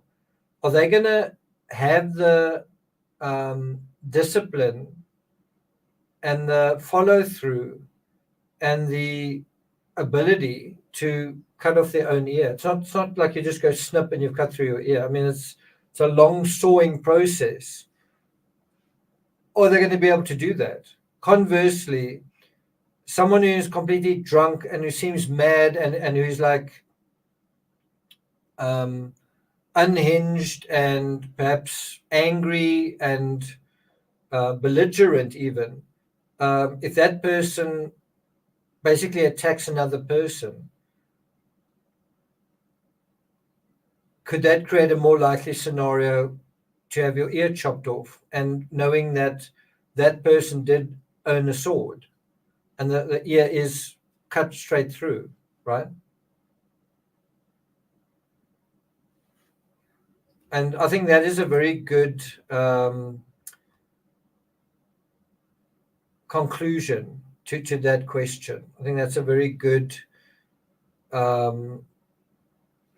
kind of assessment at the end of it. Chelsea says, I've never been drunk, so I cannot answer the question. Okay. I can't believe how long this letter is. It's, I narrate chapters and I seldom go beyond 10 minutes because I like want the timbre of my voice to be solid and authoritative and clear. How long have I been reading this letter? Really, really long. And if it takes so long to read this letter, can you imagine how long it took to write it by hand? So he's saying, I'm a little bit afraid to go to Gauguin. I still hope to do his portrait. Have you seen that portrait he did of me painting sunflowers? My face has certainly brightened up since then, but it was really me. And this is so such an insight. He's talking about, he's commenting, he's reviewing on the way Gauguin saw him, on the way Gauguin painted him. And look at what he says. I was extremely tired. And he says, charged with electricity. And think about that in combination. He's saying, although I was tired and drained, I was charged up. So, and that's often quite a fatal combination, because when you're tired, you connect in kind of a rash way, especially if you're angry. You are at wit's end, right? It does give you a sense that Van Gogh felt drained and kind of exhausted, but probably from arguing, right? Do you agree that if probably a lot of that tiredness was from arguing? And when he talks about charged with electricity, also from arguing with Gauguin. He was tired from arguing with Gauguin, and he was charged with electricity from arguing with Gauguin. And then if he was drinking as well, it would make both of those worse, right? Then he says, yet to see the country, one must live with the ordinary folk, and in the cottages, the inns, etc. And I said to Bach, who complained he had seen nothing that had tempted him or made an impression on him. I think we had about 2/3 to this letter, maybe almost 3/4. I walked around with him for 2 days, and I showed him how to do 30 pictures as different from the north as Morocco would be. I'd be curious to know what he's doing at the moment. And then, do you know why Eugene Delacroix's pictures, the religious and historical pictures, La Barque du Christ, La Pietà, etc., have this allure? Because Eugene Delacroix, when he did a Gethsemane, had been beforehand to see what an olive grove was like on the spot. And the same for the sea whipped up by the strong Mistral. And because he must have said to himself, these people we know from history, Doges of Venice, Crusaders, Apostles, Holy Women, were of the same type as and lived in a similar way to their present day descendants. If you just jump out of this letter for a moment, you think about what he's writing about. He's a nobody. No one really recognizes his worth in his world. He's sitting in an asylum all by himself. He's writing this letter that one day a South African's going to narrate to exhaustion. And he's writing about Crusaders, Apostles, Holy Women. He's writing about these sophisticated concepts. He's writing about these well-respected artists. But think about it, the reality of it. he's in a way trapped on a desert island because all the people around him can't talk about art, and even if they wanted to, don't understand it. And in that sense, he's really in a desperate place. He's very, very alone. Hence this really long letter, right? Yeah, I think I am. I am channeling him. Okay, so he says, and I must tell you, and you can see it in Le Barcuse, right? So have a look at this. There's Le Barcuse. See if you can recognize Le Barcuse here. Hold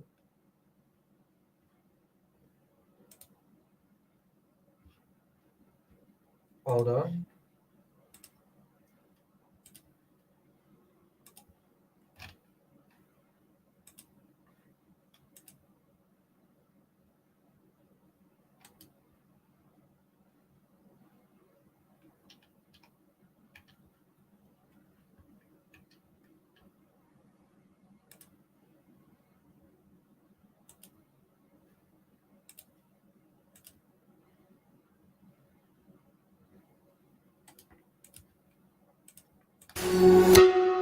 They've done it again. Climate activists have thrown soup over Vincent van Gogh's Sunflowers painting in London.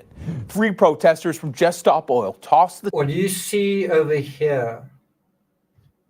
tomato soup over Sunflowers 1889 and Sunflowers You see the painting over there? 1888 on That painting? Friday. It happened just an hour after This painting. Well, is it this one or that one? 2 others were sentenced to prison time for a similar Oh, so they threw soup onto 2 sunflowers here. protest with one of the sunflower paintings So you see that painting over there? Isn't that the same as this one?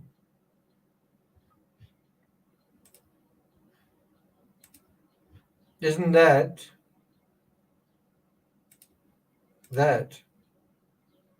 is right?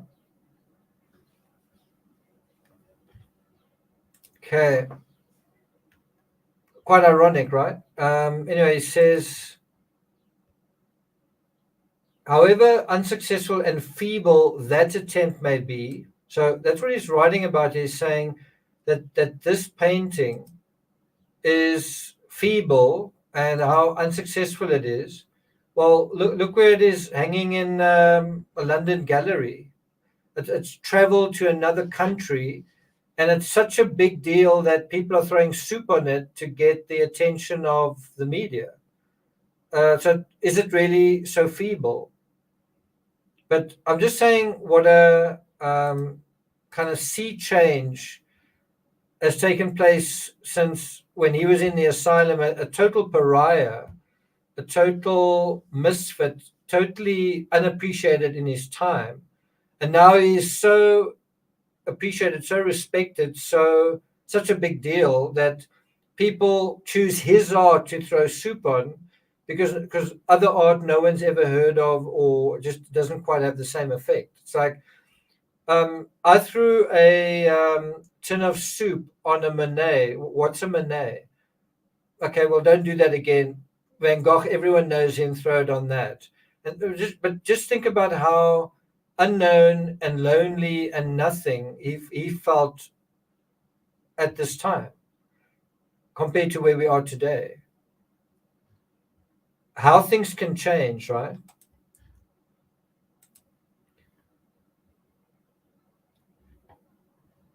I feel that it's unsuccessful and feeble. Well, people don't feel that way about you today. If I had the strength to continue, then I should have done portraits of saints and holy women from life, which would have seemed to belong to another age, and they would have drawn from the bourgeois of today and yet would have had something in common with the very earliest Christians. The emotions that are aroused are, however, too strong, so I'll leave it at that. But later, I don't promise not to return to the charge. What a great man. So now, again, he's just really talking to himself. What a great man Fromentin was. He will always be the guide for any who wish to see the East. He, the first to establish a link between Rembrandt and the South, between Potter and what he himself saw. See if we can find is Fromentin an artist?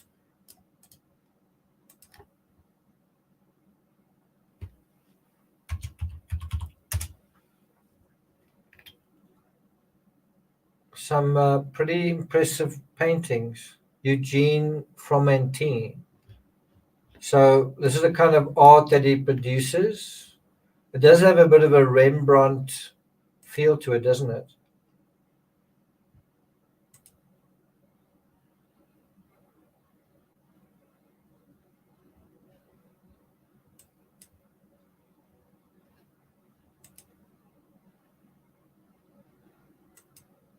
Especially that one.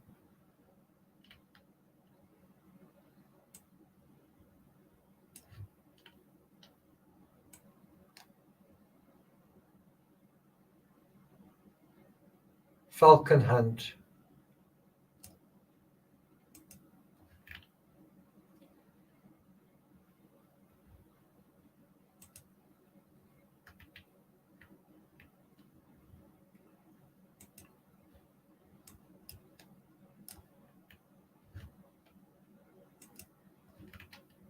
Anyway, that's who he's talking about. He, the first to establish a link between Rembrandt and the South. You are right 1,000 times over. I mustn't think about all that. To calm down, I must do things.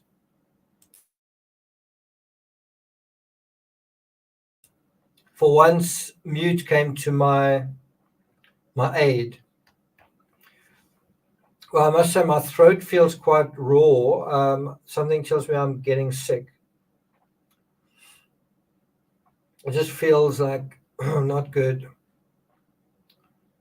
Again, you get a strong sense of how he's talking to himself. Like when he says, "You are right 1,000 times over. I must calm down. I must do things." Well, it's not like his brother's having a conversation with him. It's like he's thinking about his brother having a conversation with him, right? But he is talking about, I must calm down after calming down. When I see them again, I'll do some copies of those studies of the diligence of Tarascon, the vineyard. That's the only picture he ever sold in his life. It's actually the red vineyard. I think it's got a nice picture. The harvest. That's, to me, also one of his best pictures. And above all, the Red Tavern. I don't particularly like this one, but it's well known. The Night Cafe. Is that the same one? Okay. Which is the most characteristic of all as far as color is concerned. But the white figure in the midst, in the middle, must be done all over again for the color and better composed. Still, I'd go so far as to say that this is the real South, and a calculated combination of greens and reds. My strength has been all too quickly exhausted, mine too. But in the distance, I can see the possibility of others doing an infinite number of fine things. And again, there's truth in the idea that to make the journey easier for others, it would have been a good thing to set up a studio somewhere in this area. Again, he is basically grieving the loss of the Yellow House. To make the journey in one go from the north to Spain, for example, is not a good thing. I must say Spain's a country I'd like to see, but it just seems like very overrun with tourists these days. You'll not see what you should see. You must get your eyes accustomed gradually to the different light. I really don't need to see the Titians and Velasquez's in the galleries. I've seen so many types in the flesh that have given me a better picture of the South now than before my journey. My God, my God. By the way, don't get your hopes up. After that, there's a very long postscript. those good people among artists who say that Delacroix is not of the true East. Now look, is the true East what Parisians like, whatever that is, Gérardmer, make of it? Because you paint a bit of sunny wall from nature. Well and truly, according to our northern way of seeing things, does that prove that you have seen the people of the East? That was what Delacroix was searching for, and it in no way prevented him from painting walls in La Noci Juve and Les Odalisques. Isn't that true? And then Degas says that it costs too much to drink in the taverns and paint pictures at the same time. I don't deny it, but would he rather I went into the cloisters or the churches? Is it there that I myself get frightened? It is there that I myself get frightened. That's why I make a bid to escape with this letter. Well, that's really the bottom line of this letter, is that he's trying to escape. Like he said, that's literally what is kind of going on with the letter. The letter is to say, can I go here? Can I go there? Can I come with the doctor to Paris? Maybe I should go north. Maybe I should do this. You're really getting a sense that he not only feels imprisoned, but he feels like he needs to get out, right? And it's taken about 3 months to reach this point. And guess what? He's going to be in this prison for another 9 months about. So, he's feeling like kind of claustrophobic. Well, he's going to have to deal with that for like another 9 months, which is quite horrible if you think about it. So I want to just share my sense of claustrophobia. When I did this triathlon on Saturday morning, the water was ice cold, so there's no option to forego wearing a wetsuit. The wetsuit that I have is a very old, it's an Ironman wetsuit, but it's the Ironman branded wetsuit, so it's made by, I guess, the Ironman company. I swam in that wetsuit when I did the Ironman, which is like almost 20 years ago, if you can believe it. It's a very old wetsuit. I sliced it open somewhere while swimming in False Bay, and a piece of wire got caught in a piece of wire. But the point is, it's a very old, somewhat perished wetsuit, and the bottom line is it's so tight that it feels like it's suffocating you, like literally squeezing so hard against my neck. I felt like I couldn't really breathe. So now you're already being kind of choked by this wetsuit, and then you get into ice cold water, which creates like a gasping reflex, and it's like murky. It's like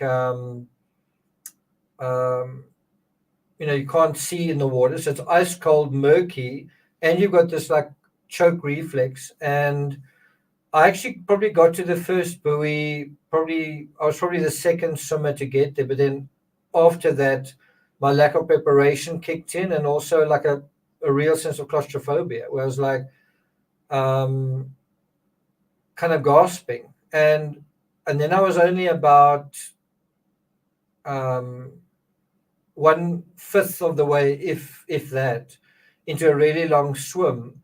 And that's where you've got to deal with your anxiety, and you've got to deal with your circumstances, all of which are unpleasant, but it like takes strength of will and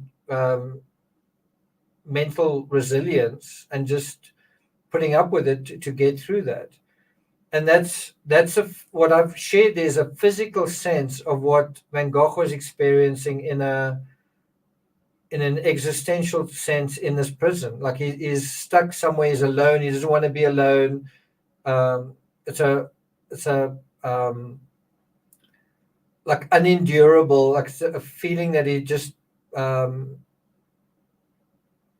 doesn't want to be in, but he is in, and so he has to endure it, and so he does. But I'm just trying to share with you that sort of claustrophobic sense of, I actually just can't deal with this, but then you have to, right? So that That's just my experience a couple of hours ago, and my upper body is still hurting from that effort. Anyway, and then he signs off his letter, although it's not a true sign off. He says, "With many handshakes for you and Joe, ever yours, Vincent." And then there's this postscript.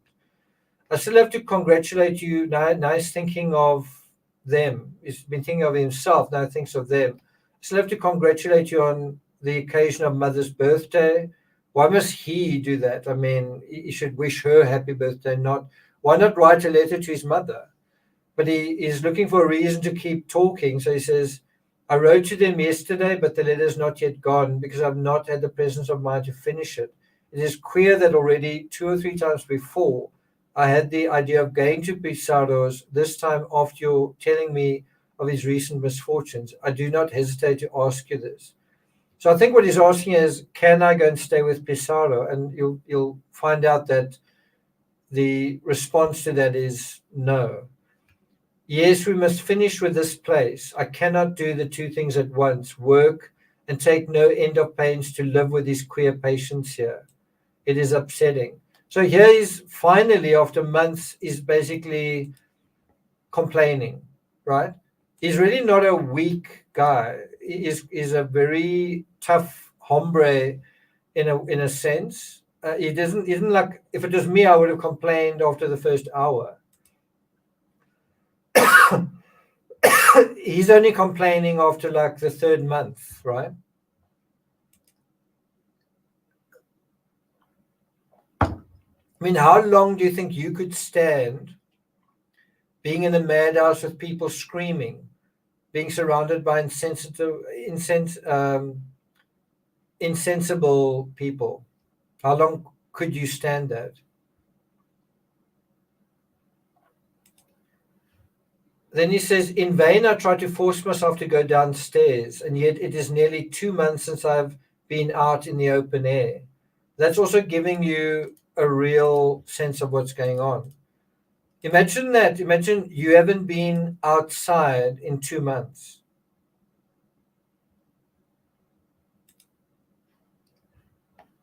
Well, I got a lot of open air yesterday, Saturday. In the long run, I shall lose the faculty for work here, and that is where I begin to call a halt. And I shall send them then, if you agree, about their business. And then to go on paying for it, then no. Let me just read that again. And then to go on paying for it, no. Then no one or other of the artists who is hard up will agree to keep house with me. It is fortunate that you can write saying you are well and Joe too, and that his sister is with you. He's starting to get a little bit fragmented in his thinking. I very much wish that when your child comes, I might be back, not with you, certainly not that that is impossible, but in the neighborhood of Paris with another painter.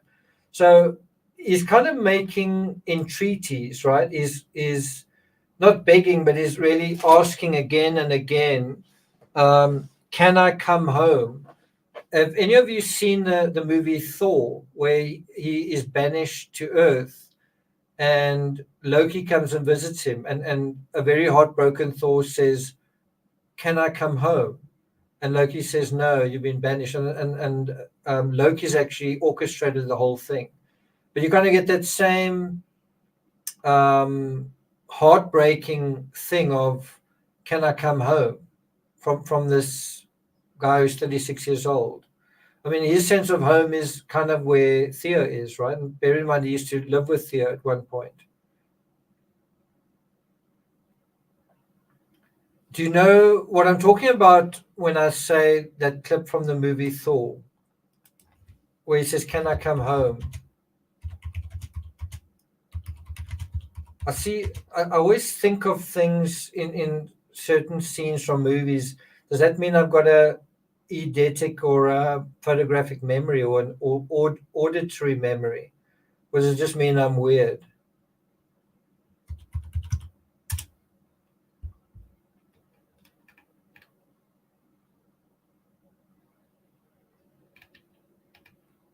I can't seem to find it.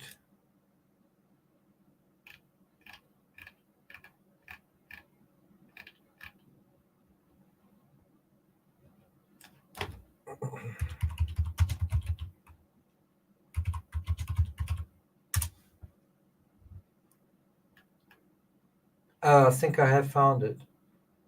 Can you guys give me a moment? I'm just going to try and bring it up. Just that moment, just those words.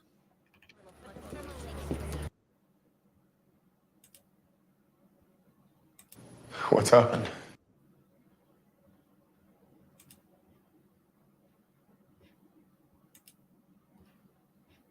I think I've got it.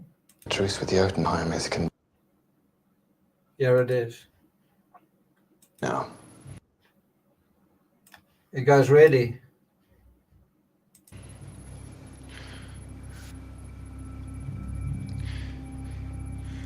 Can I come home? The truce with Jotunheim is conditional. Right? Quite a heartbreaking moment. Jotunheim is conditional. Can I come home? And that's kind of how Van Gogh is feeling. Ironically, Thor has got the same sort of not quite ginger, but is also to some extent similar look in a way, in a very slight way to Van Gogh as well, right? But it's the same kind of thing. Can I come home? But like with tears in your eyes, kind of thing. And the answer is like no. It's not really like Theo's saying no, but Theo's not exactly in a position to say, "Come to me, brother," because it's like he's married and his wife's about to have a child, and his brother Theo knows that his brother is a little cuckoo, and he's lost his ear and all that kind of thing. So I think Van Gogh is saying, "I want to come home." I think Theo's response would be, "Well, what do the doctors say?" You can come home, but also what do the doctors say, kind of thing, right? Thanks, Yvonne. So then he says, I could mention a third alternative, my going to the Uves, who have a lot of children and quite a household. You understand? Look at this monster of a paragraph, eh? You understand that I've tried to compare the second attack with the first, and I only tell you this. It seemed to me to stem from some influence or other from outside rather than from within myself. That's already quite a insight from him. He's saying, I don't think I'm bringing about these attacks. I don't think it's to do with what I'm eating, what I'm doing, what I'm thinking, what I'm he seems to recognize it's some kind of thing besides himself. So something like a sickness, right? Which I agree with. I think that is what it was. He says it's coming from the outside rather than from within myself. I may be mistaken, but however it may be, I think you will feel it quite right that I have rather a horror of all religious exaggeration. The good Monsieur Peyron will tell you heaps of things, probabilities and possibilities and involuntary acts. Very good, but if he is more precise than that, I shall believe none of it. And we shall see then what he will be precise about if he is precise. You can tell that Van Gogh is a little on tenterhooks, he's a little nervous about what the doctor's going to say to his brother. This is what's going on with your brother. He's going to say this face to face. And you can tell that Van Gogh is a little nervous about that. And who wouldn't be? Because if the prognosis is negative, it means more time in the asylum. And it's a little bit like you are in jail and your lawyer is going to talk to the judge to have your case acquitted, but might actually say, well, look, I know this and this and this. And the judge might say, well, we're actually going to extend your sentence, right? Okay, so then he says, the treatment of patients in this hospital is certainly easy. One could follow it even while traveling, for they do absolutely nothing. There you have it. Basically the asylum is just you go in there and you stay there and you eat, sleep, and and visit the restroom. That's how they treat you. In other words, they do basically nothing. They leave them to vegetate in idleness and feed them with stale and slightly spoiled food. I will tell you now that from the first day I refused to take this food, and until my attack, I ate only bread and a little soup. And as long as I remain here, I shall continue this way. It's interesting that earlier in the same letter, he was saying he's eating for two and he's got a strong appetite. Now he's saying something else.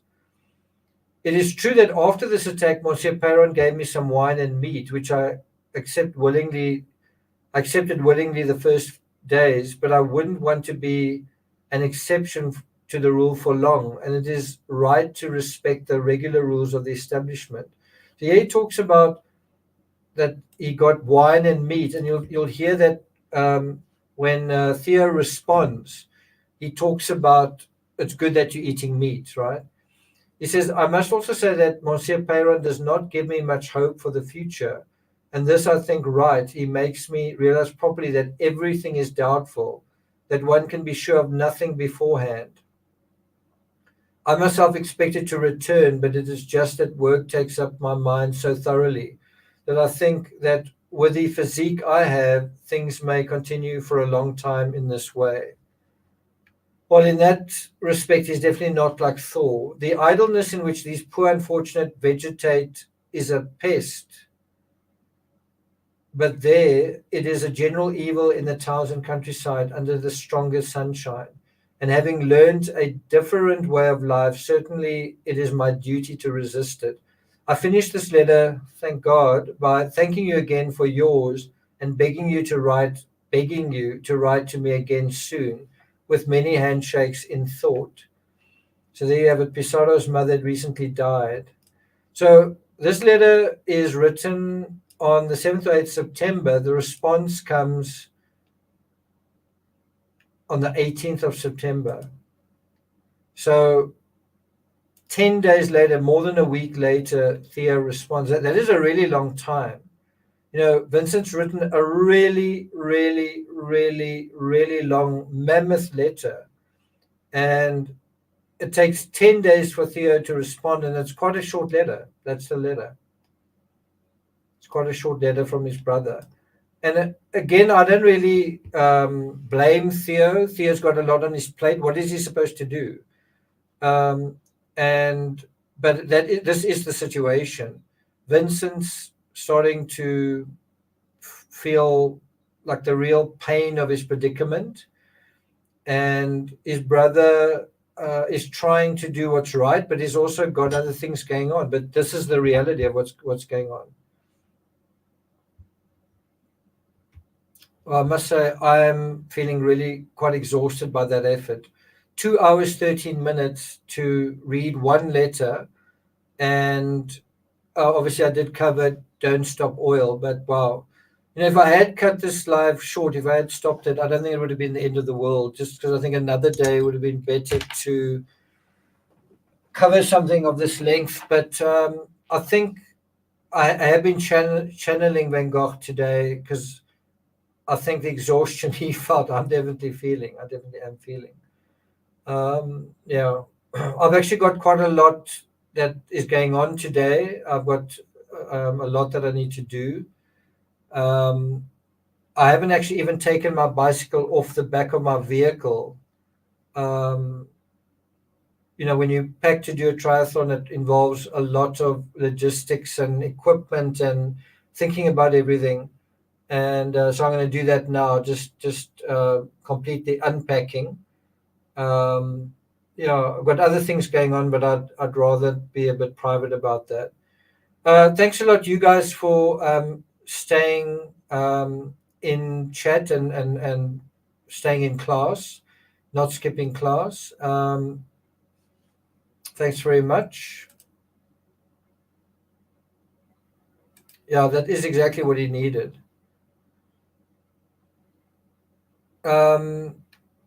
Yvonne says to do nothing is a fate worse than death for Vincent.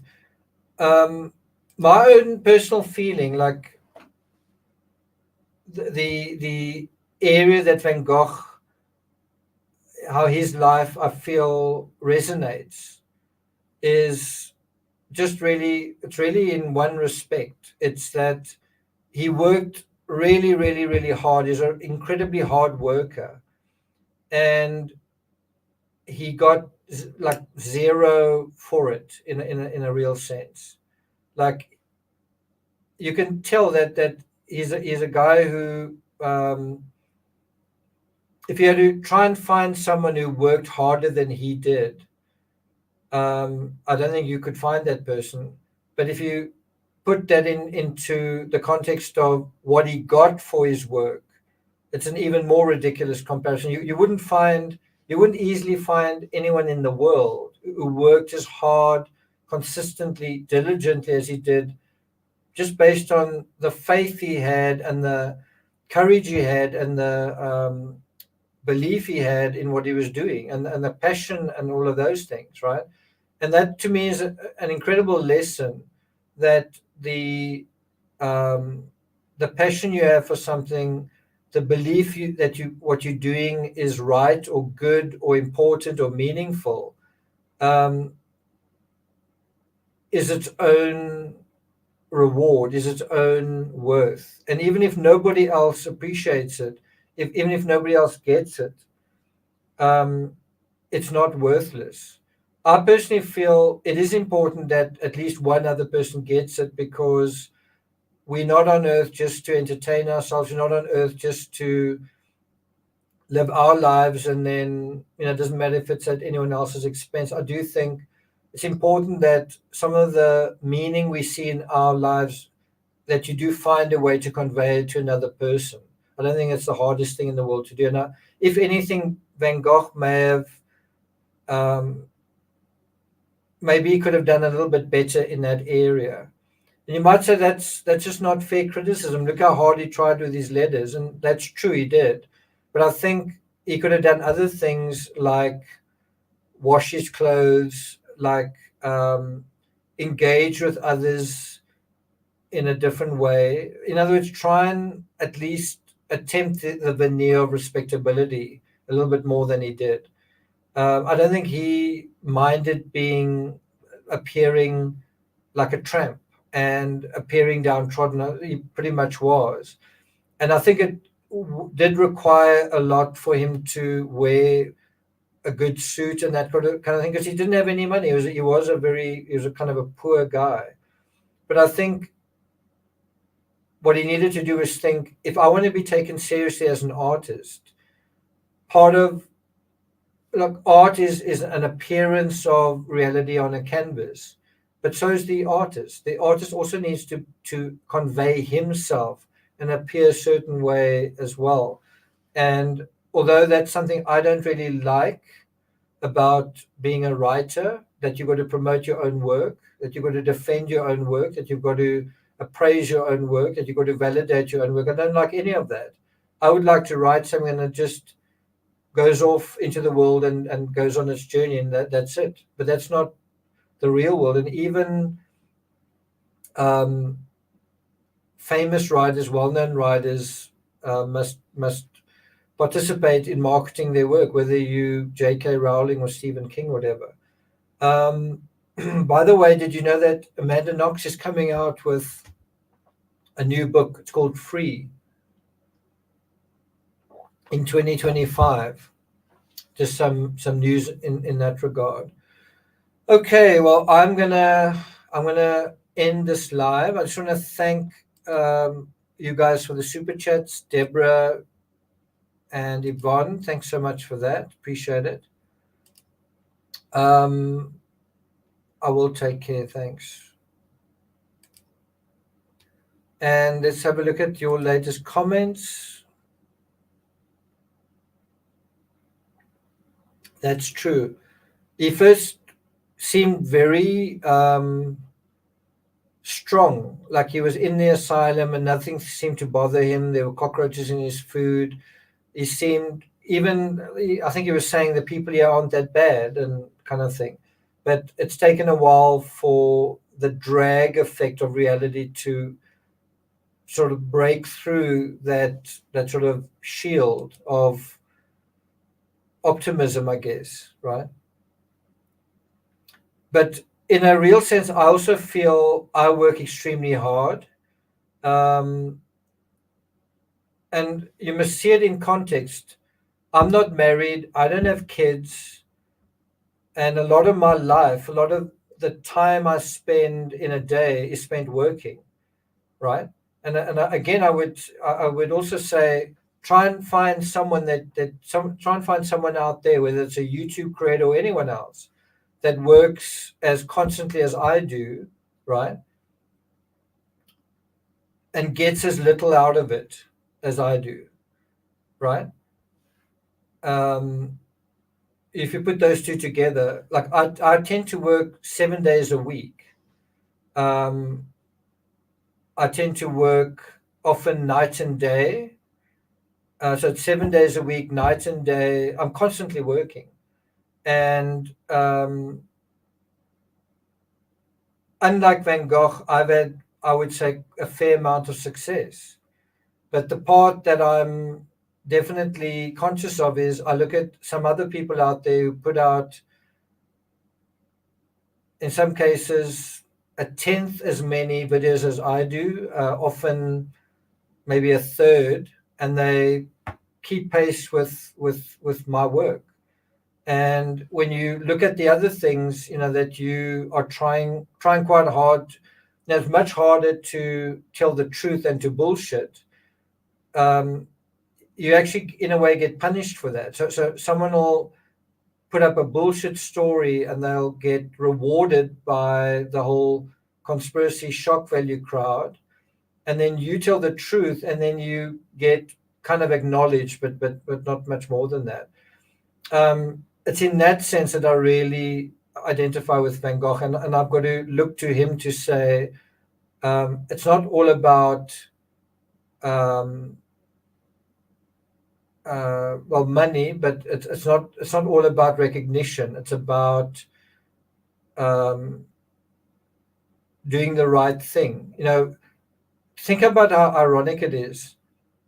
Fake news in true crime being about being fake. I can't tell anymore how many people don't know what they're talking about, or how many are deliberately manipulating people, because there definitely are those people. But there's some creators out there that you wonder, do you just not know what you're talking about, or are you deliberately like spreading this nonsense? But when it happens over and over again, and you see that there's a real audience for that nonsense, that's the part that's really kind of frightening and disappointing and depressing, right? If you look at Van Gogh's work and you compare it to Gauguin's, a lot of Gauguin's art was just as valuable as Van Gogh's, but Gauguin was a jerk. You could even accuse him of being the P word. He had a wife who was, I think, 13 years old. He abandoned his family as a real jerk. And he was even a jerk to Van Gogh. He abandoned him in his, when his life was at its lowest ebb. When Van Gogh died, he didn't go to his funeral, and he said Van Gogh was an idiot.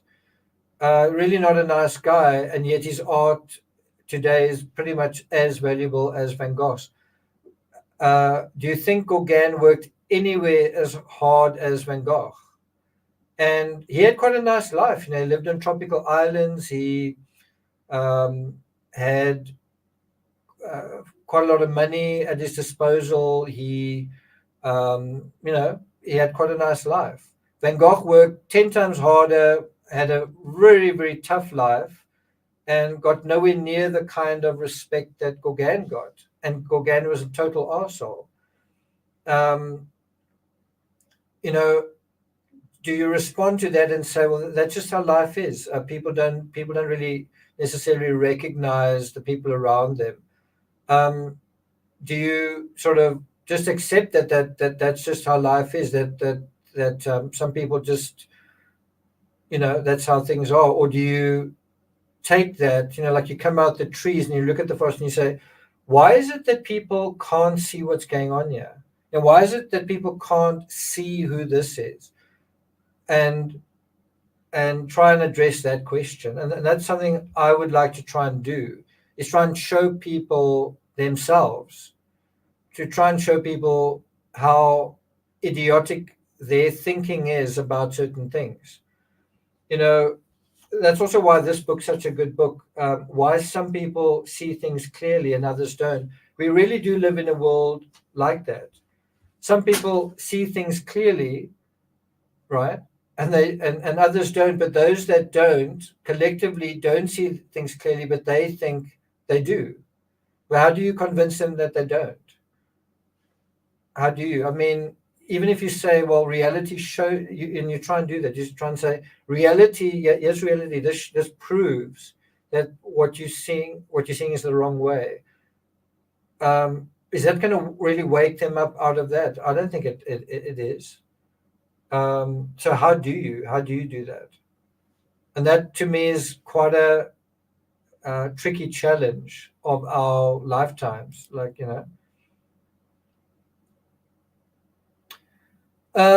Yvonne says, you've come so far since your first live. You were nervous. Glass of wine in your hand. Okay, cool. Well, I don't know if I've come that far. I'm still struggling with the mute button. But yeah, I think I did say some things that were important to say in this live. Thanks a lot to you guys for being here. You guys make it worthwhile. And I feel like the stuff I say to you guys does land in kind of fertile soil, if that's the way to put it. So I really do appreciate that. Karen Sanderson, really appreciate you. Thank you. Thanks for that. Marin, I missed that. Thank you. From the Eurozone. Okay, I think that's it from me. I'm going to end this off before 2 hours study. Let's just have a look at Vincent accepted non-acceptance and did it anyway, and created his own authenticity. And that's what made him such a great, iconic figure. I mean, to me, the great gift of Vincent van Gogh is someone who had the courage to go it alone and ended up leading quite a special and interesting and creative life. And he is in a way kind of a messianic figure, in the sense that you can look to him and say, I don't need the things that everyone else thinks one needs in order to be happy. I don't need to be validated. I don't need money. I don't need lots and lots of friends. I don't need to be in a relationship. If what I'm doing is worthwhile, and if I'm the only person who thinks it's worthwhile, I mean, make sure that it is worthwhile. But if what I'm doing is meaningful, that has value in itself. And I don't think there's any doubt that Van Gogh is a deep person, that he wasn't struggling with delusions of grandeur. I mean, you don't see him writing letter after letter saying, I wish I was famous, I wish I had more money. He never writes about that stuff. He's just talking about, like, I just want to be in a stable place so I can paint. He's not saying, I want to be respected by everyone. He never says that. He doesn't say, he does say, I want to be around people that I can talk to about the things that I care about. But who wouldn't feel that way? So his problem isn't his ego. If anything, the thing that charms us is that he just never gave up, and he worked so hard and the way that he saw the world was very different. And anyone who sees the world through a different perspective teaches us something, right? And that's something that I hope I've contributed to you guys and in my own small way. Because I do think I see things in a way that's very different to most other people. And normally you'd say, well, that's a recipe to be misunderstood, disliked, whatever. But on the other hand, it also helps people to see things in a different way, which may be necessary. May be necessary to see certain things in a different way in order to either get to the truth or get closer to reality. Do you agree with that? Chelsea says, I'm living proof of me. of being me, different and happy. He did pay a terrible price. And I must say, I don't think the lesson from Van Gogh is it's okay to pay a terrible price. I think the trick is you can do all the things he did, work hard, believe in it, but also try and find out the solution to success. And I've got to say, in fairness, I wouldn't say I was a success before I was 40 years old, and he died before he was 40 years old. So who knows if he'd carried on to 50, 60, who knows what would have happened to him. But certainly, maybe as a freelancer, I did okay. I sold a couple of magazine articles, but as I was definitely still in the midst of a pretty desperate struggle in my 30s. Anyone who's a freelancer trying to, in the same way that Van Gogh was painting and trying to sell his paintings, I was writing and trying to sell my writing and trying to pay my rent. And at least I was doing that. I didn't have to loan money, and I didn't have Theo giving me money, but it is a really difficult lifestyle, and you've got to believe in yourself. That's why when someone ridiculed me recently on Patreon and just said, you know what, your stuff is all self-published and blah, blah, blah, blah, blah, and like just disparaging all that. And it might be true, and maybe you can say the quality is not good and there are typos and there's this and there's that. It might all be true. The flip side of that whole story is I actually believed in myself to write 100 books, and that story, I'm not going to say too much more about that, but that's another way of thinking about all that. So the guy who's thinking how awful and horrible and substandard your work is, well, the flip side to that is you had to believe in yourself to begin with to do that, to put that work together. That's the part that I think is missing. And although he may be right and others may agree with him, I don't agree with that. If I did, I wouldn't have written 100 books. And so I definitely see value in the books that I wrote, and I'm quite sad that more people haven't seen value. I'm glad that you guys have, and I'm glad that many people have. My books sell every single day. There's not a single day that 10,000 pages aren't read, and it's often much more than that. There's not a single day that I don't sell a book. So if my work's so bad, it sells every single day. Without me, I don't have to write another book to sell another book, kind of thing. So, there's that saying, if you don't love yourself, how can you expect anyone else to? Self-belief comes from that same place. If you don't have belief in yourself, that belief doesn't start with somebody else, although with some people I think it does. Tennis players that go on to become whatever they become, other famous people, it started with perhaps a parent seeing their potential and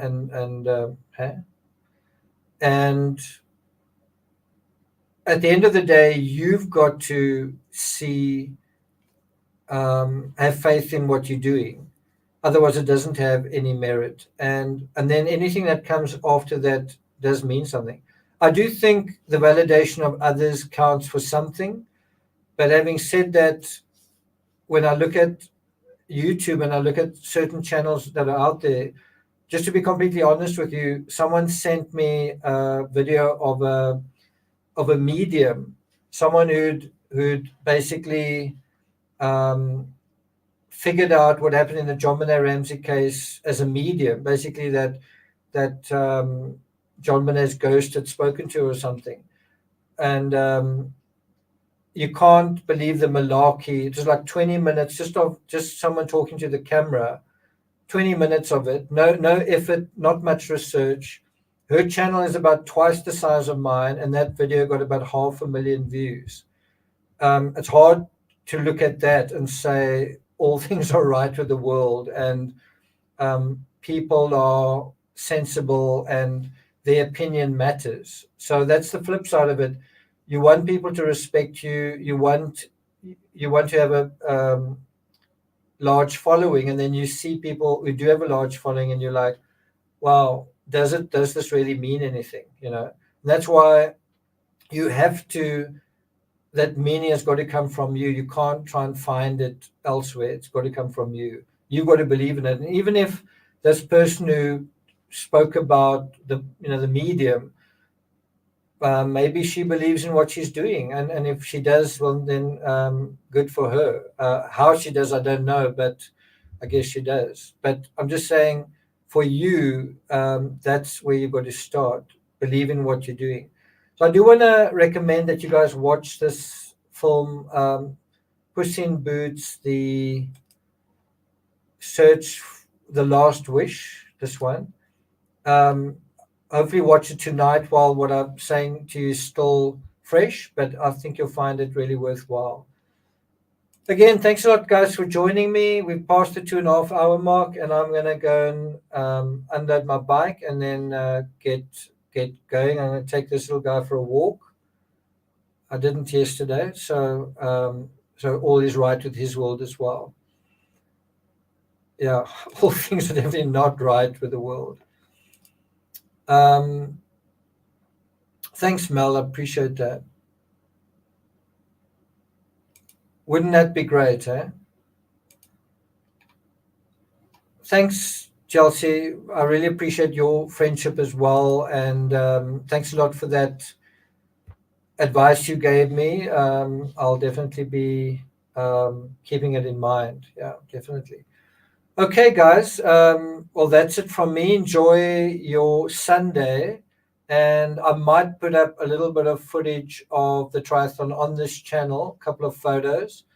I might do that. Let me think about that. But thanks a lot for joining me. And I'll see you guys for Van Gogh Letters 90, maybe next week, same time, same place. Take care. Thanks a lot. Sleep well.